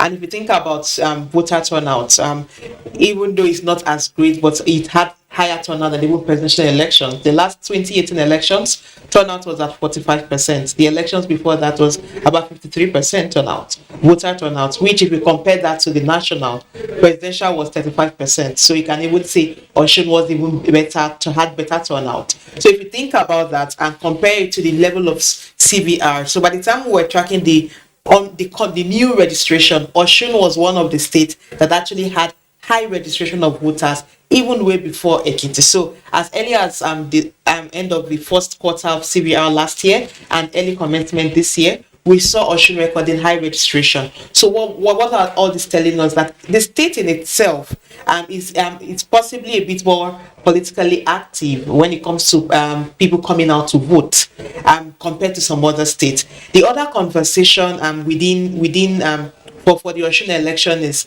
and we're not always very quick to talk about turnout at in the mornings of elections, because you could see numbers, but by the time the calculation is on at the end, and the collation rather is on at the end, it may not be as high as you think. Because most times you go around, you see numbers, but if you think about it, it's not in comparison to the total number registered, because more people were added to the register. Osun State has about 1.9 million registered voters, while about 1.4 had collected their PVC. So we're expecting close to 1.4 to turn out to vote. But we know we may not have as high as that number, but at least close to a million we should be able to come out to vote for these elections. So this is still very early to talk about turnout, but we've seen good numbers. I went to the parts I went through in Osogbo, very impressive numbers, but I would wait till later. But I think Osun in itself is quite, when it comes to turnout, it usually gives some positive figures. All right, in terms of numbers, the Osun people have, made me to understand that the huge part is the Ijesha land. Not Ilesha itself alone, but the Ijesha land, the Ijesha speaking people. So we have a reporter there, that's Wasiu. Wasiu, can you tell us what's happening in Ijesha land? You are in Ilesha, if I heard my direct well. So Wasiu, can you give us an update?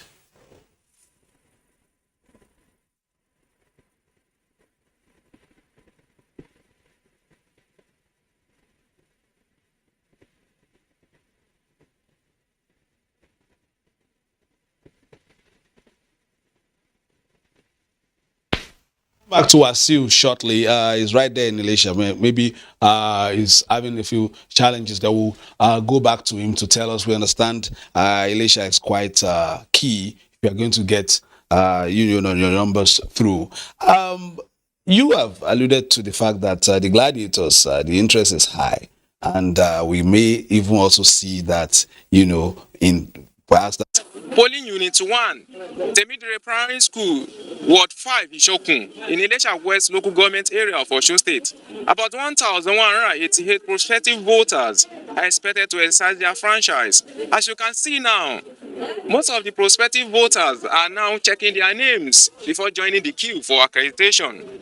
And at exactly 8:30 a.m., accreditation commences concurrently with voting.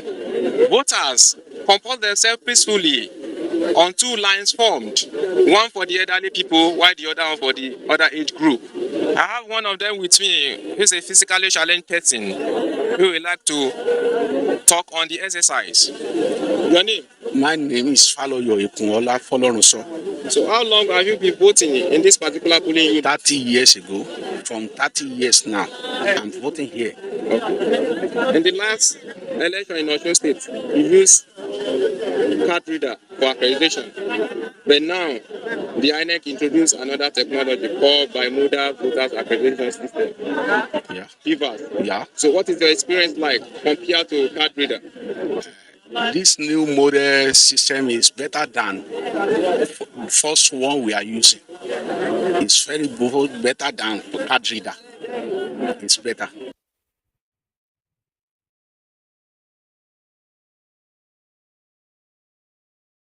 It's better. Though the report ended abruptly, but I think the respondent was able to make his point comparing the two technologies. You've seen it. There was even a little demonstration at the headquarters in Abuja. And this machine is key, especially to the general elections. We saw in Anambra, the hue and cry and all that. And we've seen in Ekiti. What are your expectations, especially in terms of the features? What are the future challenges, and what has it been able to solve in our electoral system? Yeah, one of the fundamental importance of this BVAS, the bimodal voter accreditation system, is its ability to limit the chances of multiple voting. So one of the things it seeks to achieve is, with the BVAS, every voter must be accredited and authenticated. So there's full biometric authentication. If you remember, the smart card reader would first verify your PVC, and then there's the fingerprint authentication. But the BVAS now, beyond the PVC, it also does the fingerprint authentication and the facials. So where your fingerprint biometric authentication fails, the facials is supposed to work, because now INEC also has on the BVAS our facial biometrics in the BVAS technology. So the idea is to ensure that voters are properly and duly accredited electronically. Now, the beauty of the BVAS is, beyond just accreditation, it also stores the data.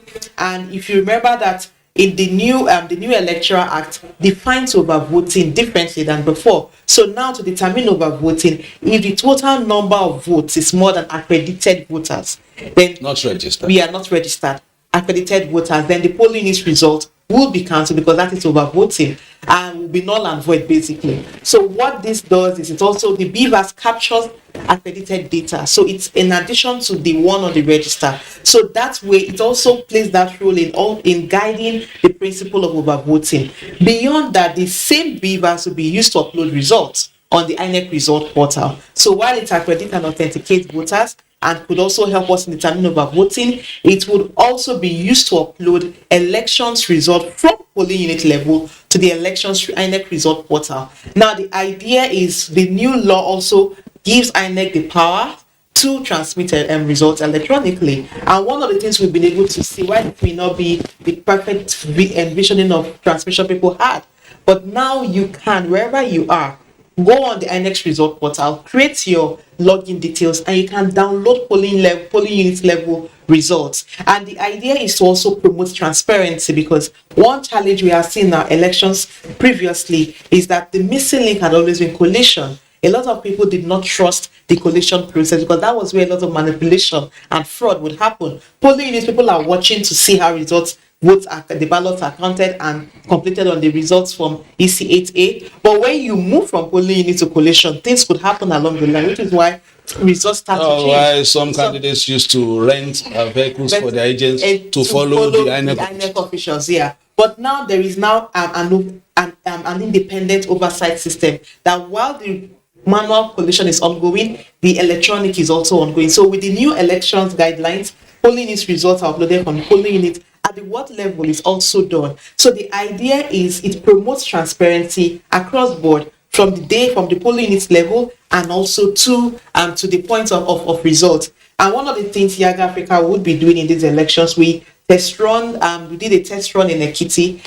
is to also we launched our election results analysis dashboard, which helps provide better information on the results as uploaded on the INEC result portal. And the goal for that dashboard is to let voters who may not have time to go and download results from the polling unit to follow the results as they are uploaded in near real time. So you can give voters access to information regarding elections result from the polling unit. So the beavers basically it's a very important feature of our elections now. And with the Electoral Act, one of the things we're beginning to see is that without the beavers, it's almost as good as no elections happen. So INEC has committed to ensure beavers is deployed across board, and we'll be tracking that. By noon, we'll have a sense on its level of functionality, because we'll be observing functionality also as our observers are in the field. As you said that we should have cautious optimism. Also on the machine.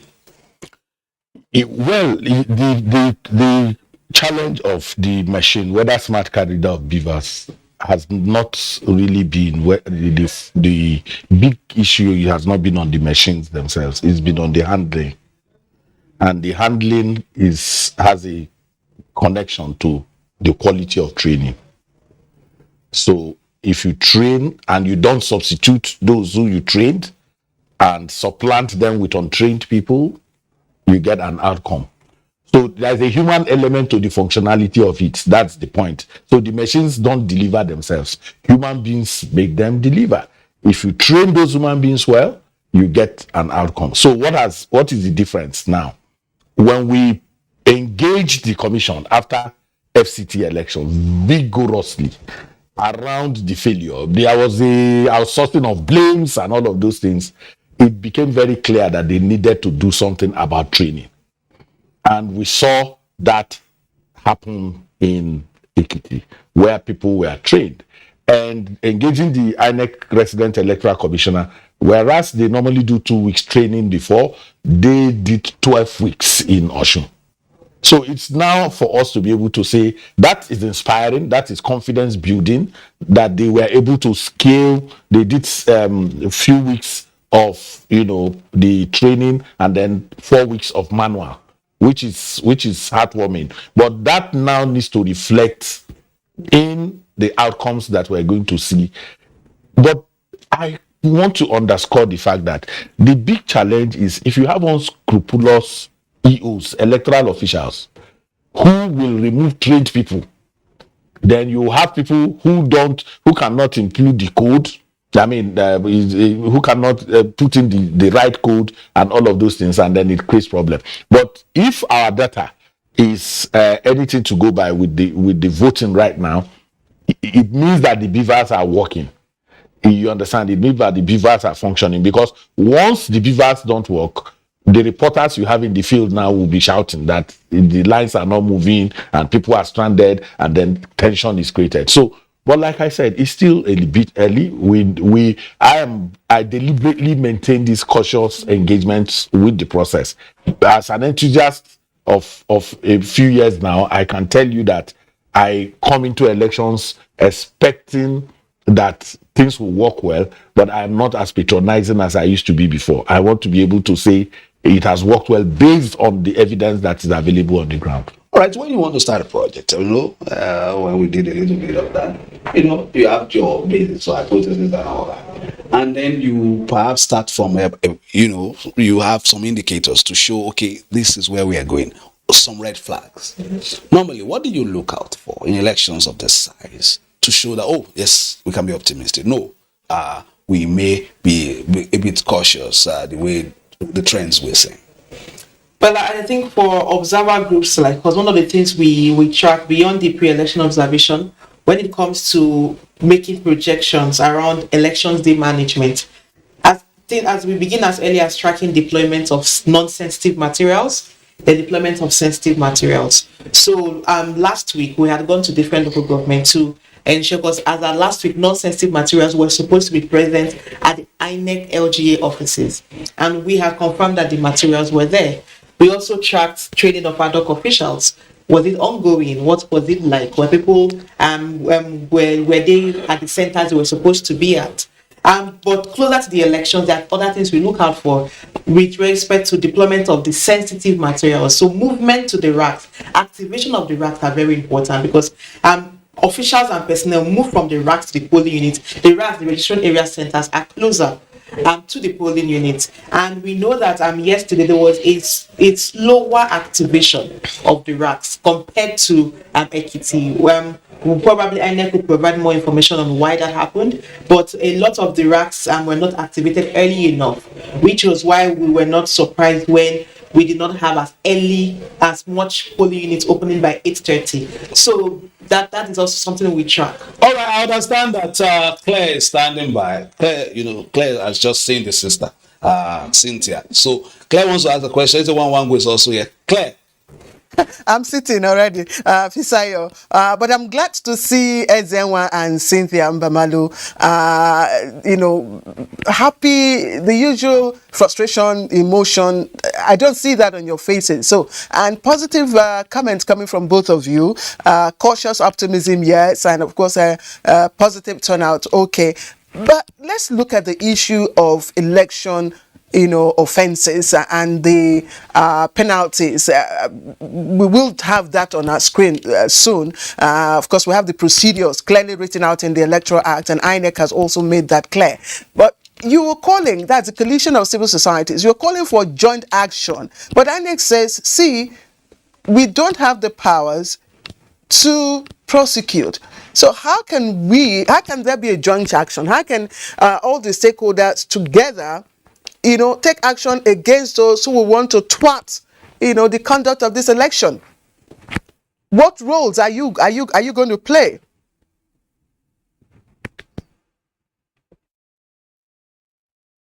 I think first there is we shouldn't mix up conversation when it comes to the elections. Why? And anyone had mentioned it. Crimes that happen within elections, there's nothing that absolves them from being crimes. They are still crimes, right? And we have institutions present to take the respective roles. Why do we deploy the police? That if there are criminal activities, if there are thugs trying to create mayhem, that they are duly arrested. Now, I do not understand why this gets a bit difficult for institutions to understand. The calling for joint engagement is because for elections, we have the interagency, the consultative committee on election security that has INEC and several security agencies as members in that particular consultative committee. Now, the idea is why we talk of coordination is you understand where you're deploying, how many people you're deploying, and how we ensure that we're coordinating our deployment across board. But you also know your rules of engagement, that you are fully briefed on what offenses are, regardless of what the Electoral Act says. You already know as institutions what crimes are. You know when individuals cause mayhem that they're supposed to be arrested. So there is, honestly, I always worry and wonder why it seems to be difficult. And when it comes to elections, we're looking for new definitions of what crimes and offenses are. We already know what is wrong, and who should make arrest, can't make arrest.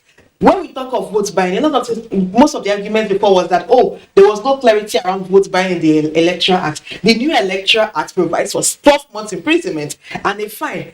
When there is a sanction with imprisonment, it already means it's a criminal offense. It's not a civil conversation anymore. So why do we still need to provide clarity to respective institutions to take action? So I do not really think this is a matter for argument.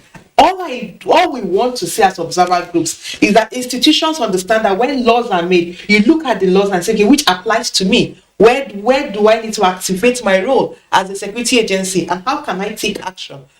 Ordinarily, INEC had said we can't prosecute electoral offenders because there's a lot of that.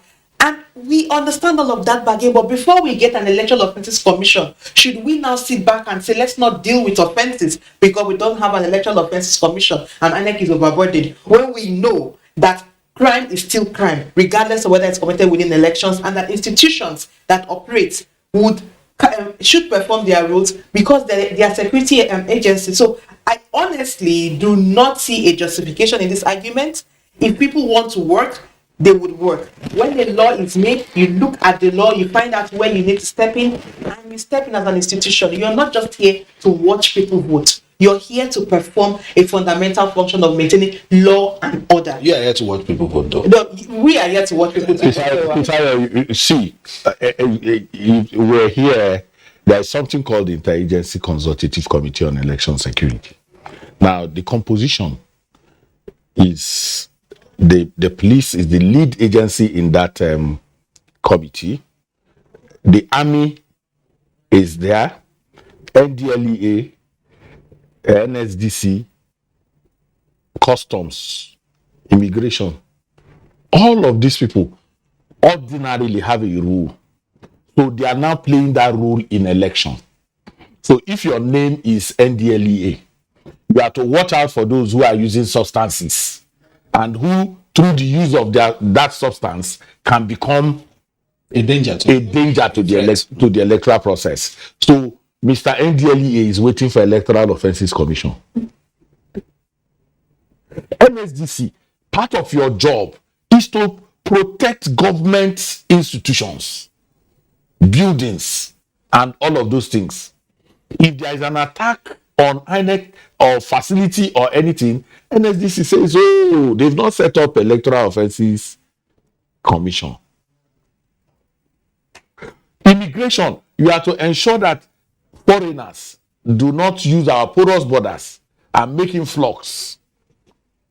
Osun is bordered with Oyo that has, access to that is also a boundary state through Shaki and the rest of them, and all of those areas. So everyone who is in that interagency consultative election security has a role that it is on that basis that you now become a member of that access.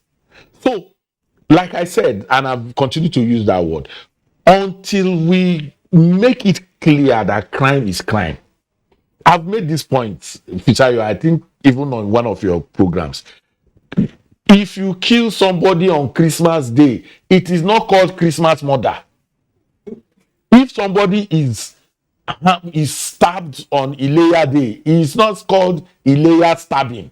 Why do we then make election? It is because already we are wired to think that crimes committed during election have no coloration. Have a different coloration. So, Claire, for the question that you are asking, what are we doing? What do we need to do?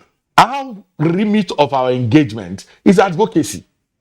Calling out these people, do your job. Do your job.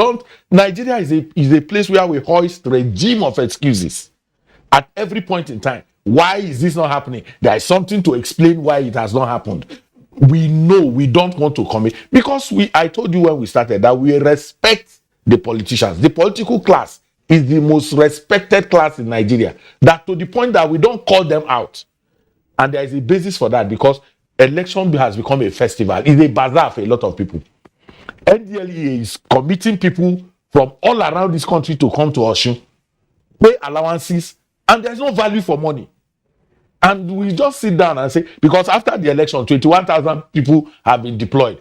After Osun has gone, nobody comes to say, did you really deploy 21,000? If you deploy 21,000, what is the value for money? How many arrests did you make? That follow-up thing is not just the responsibility of civil society, it's the media. But if you do that, rather than take it that you are doing a patriotic job, they say, oh, you are antagonizing us. You are always antagonizing us. So we already have hoisted all the regime of excuses to explain away why we can't do what we are paid to do. Claire. Thank you, Fisayo. Thank you, Ezenwa and Cynthia, for your response. While you were talking, Dr. Suleiman Barnabas here with me in the studio, just chipped in to Fisayo's comment about crime being crime. He says crime is just an ideal. Vote buying, giving money during elections is just a political culture. But regardless of that, I'd just like you to talk to us about the demography of the voters for this election. I was listening into the response of the INEC rec in Osun some days ago, and he was saying that despite the fact that 70% of those who registered and collected their PVCs is made up of students who, as we know, are at home. That will not impact on the outcome of this election. Ezenwa and Cynthia, what do you think?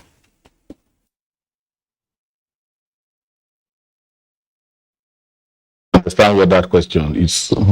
She was making allusion to what the President Electoral Commissioner said, that there are some, a percentage of the voters are tertiary institution students that are not in school at this time. In spite of that, that it will not make a marked difference in the outcome of the election. Well, it's there is no clear-cut response to this, and because to be able to make this analysis, you need to have data on how many students registered are not Osun residents, right? Because some of these institutions are in Osun, and Osun has both the federal, the state, and then they have the other the institutions that are not necessarily part of the strike, like part of the ongoing the public universities. So they have the private, they have the polytechnics, they have other tertiary institutions. So if you think about students, it's a gamut of all students across different institutions, which is why it may not necessarily impact on turnout, because we do believe that some of the students from the public institutions are residents in Osun and they would be voting in Osun, while there are other students who are not students in public institutions who can still vote. So it may not necessarily impact on that. In almost every state, we've seen that youth voters are a larger percentage of the registered voters. All right, let me just cut in there. We understand that our reporter Bolaji Akim in Iragwiji, where the governor is from, is on the phone now. Bolaji, can you give us an update?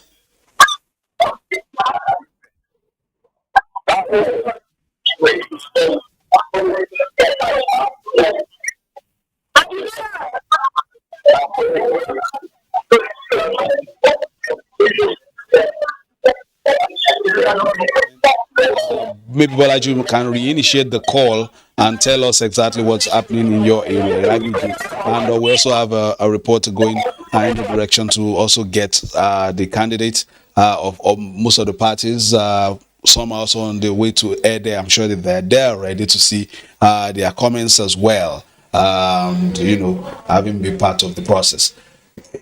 Electoral offenses. Let's look at the main.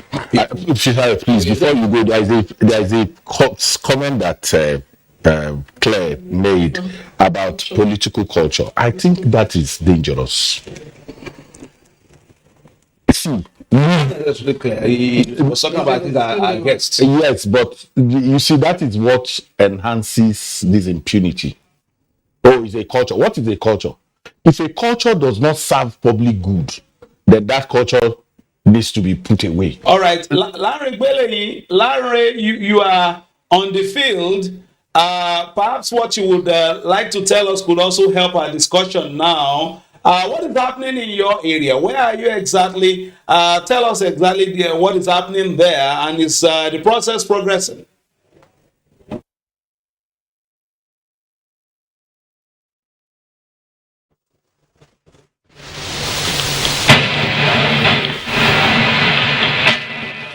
People are lining up, doing the registration. Like the last word that I left is what is happening here. When you register, you vote. It's a simultaneous exercise. I have with me here Honorable Jagbe, a community leader. Please come forward. A community leader here in the North local government. He has just done a civic exercise. I want you to give me an impression. What the impression of the exercise since it started? Well, thank you so much. We have been here early morning since 8 o'clock, and the voting commenced shortly thereafter. We could see that fact is speaking for itself. Today we are orderly here. This the North local government Ward 2. There are about 3 or 4 polling units within this vicinity. People are conducting themselves very serious and a orderly manner, and the security here is also impressive. Everybody are going on normally, line up, casting their vote, immediately going back to their respective houses. We have just started. We still have some hours to go. And we could see that the men of security are fully on ground here.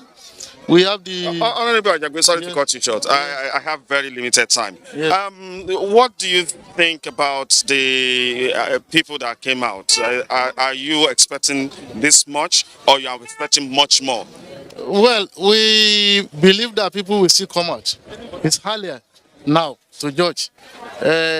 People are coming out, and they were highly impressed that the security arrangement is orderly. The INEC had done a fantastic job. Coupled with the security arrangement, we could see the men of civil defense, we see the police, we see the EFCC monitoring people so that there won't be anything like food buying, these and all those things. Sorry to cut you short again. I want to ask this question before I let you go. What do you think about the INEC officials? Did they come to time here in this work too? They arrive in time here. I could see there's no delay at all. And if INEC will maintain this in all other places, we will be having a very impressive turnout and impressive conduct of this exercise today.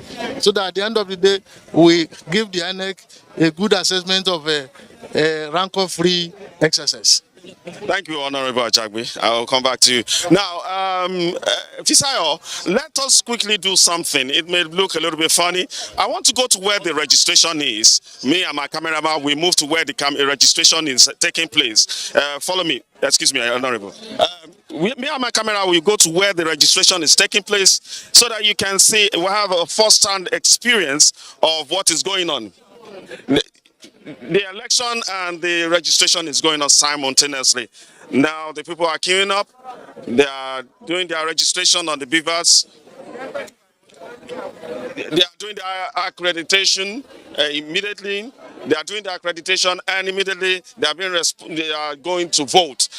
You can see, you can have a first-hand experience. That's a person that just finished accreditation and is going to perform his civic duties. And here too, there are special attention for people with special needs and elderly people. They are given special attention. I asked around about any elderly people when I first came around. They said they are the first people that were given special attention, and some of them have gone home. And that is what is happening right now in Ede. Fisayo.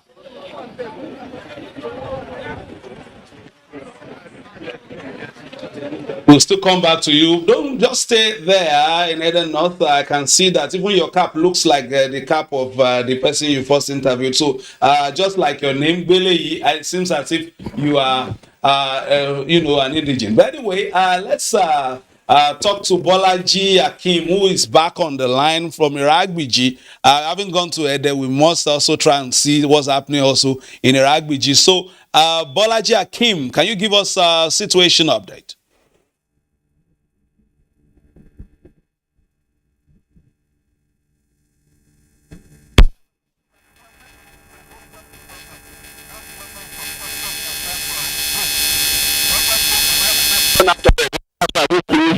Accreditation and voting is going on concurrently with the use of a Divas machine.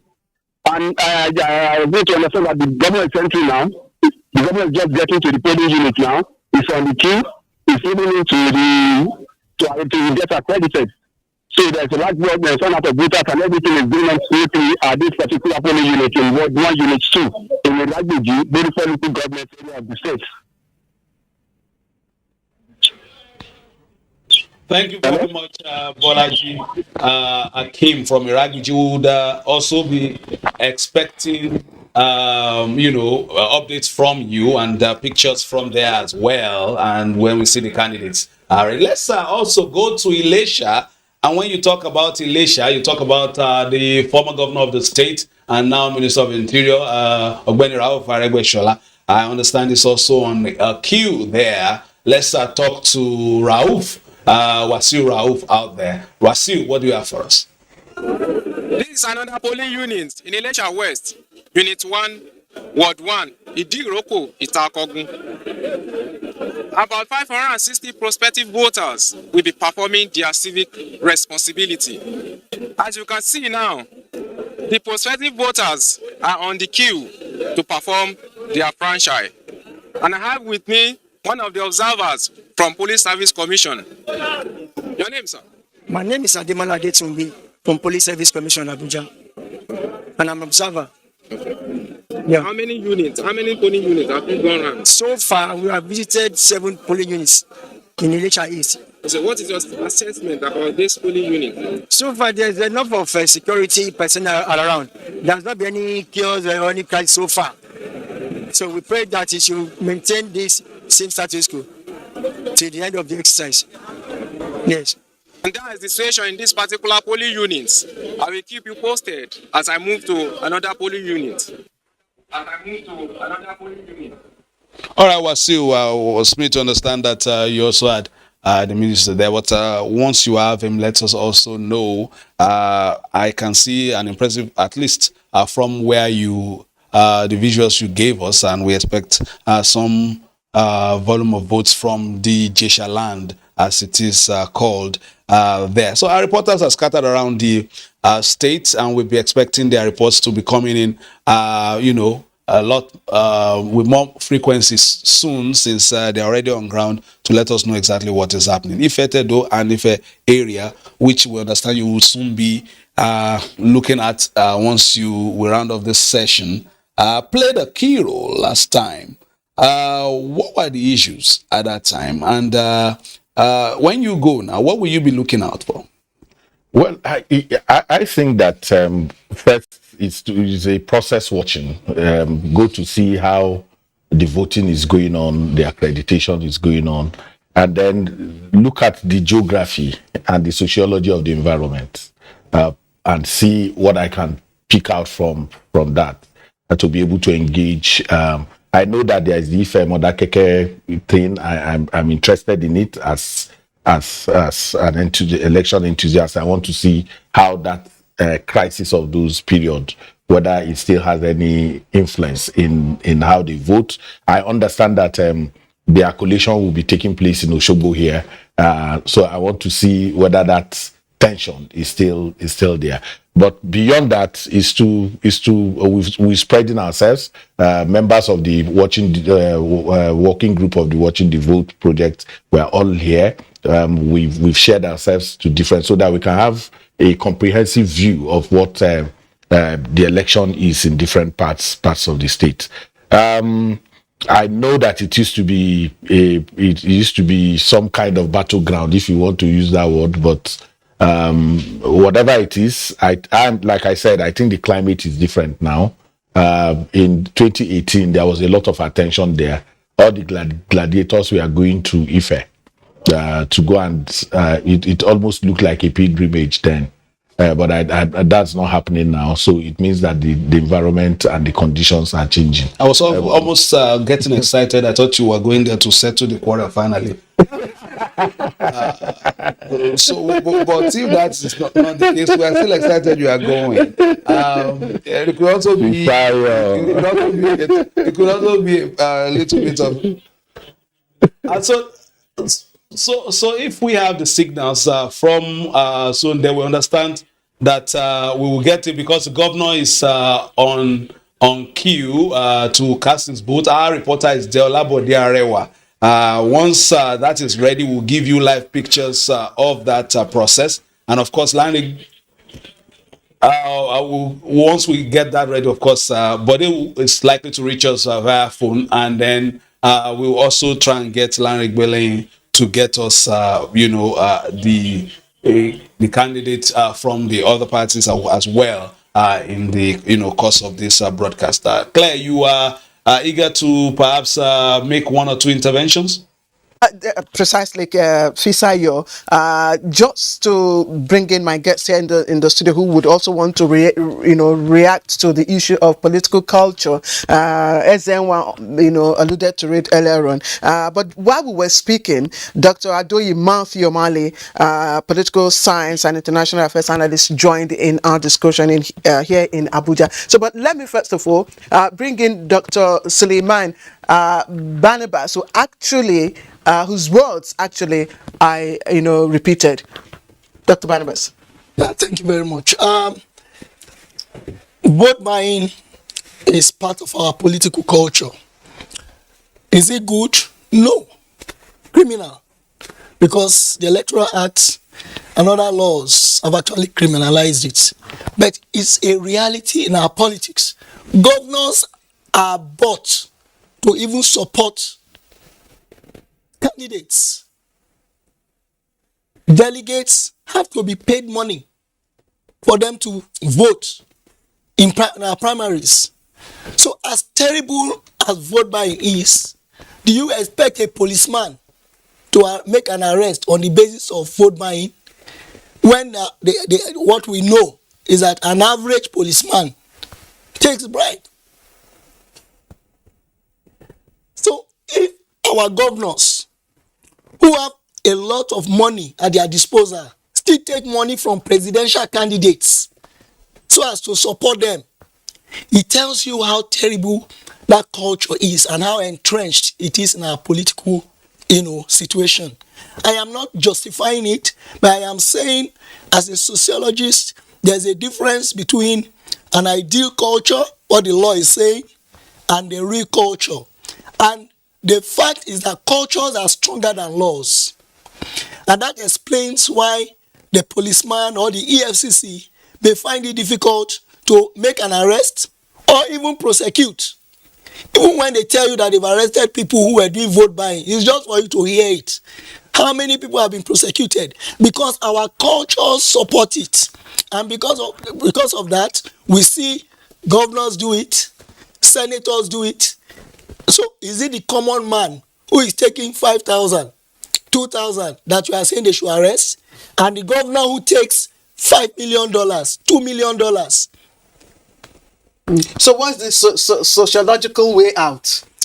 It is to educate our people, the elites, the common man, to change that value, because it has to do with values. When people value money above truth, when people value money above, common benefits, these are the kind of things you experience. We have seen our politicians even use money to boast about how they will use money to win elections. So those that will be arrested are the poor people in our societies. Dr. Male, do you agree? Well, the issue of vote buying is a very, very contentious issue. Vote buying in itself, like Dr. Suleiman said, is very bad. We are all in agreement that vote buying is bad. But on the issue of political culture, you see, every society has the way it carries out its political activities. Therefore, over time, when something begins to happen over a long period of time, then it could be said to be the culture or the way of people doing things. That is what culture basically is. The Americans have their culture. The British have their own culture, political culture, and various societies have their various political culture.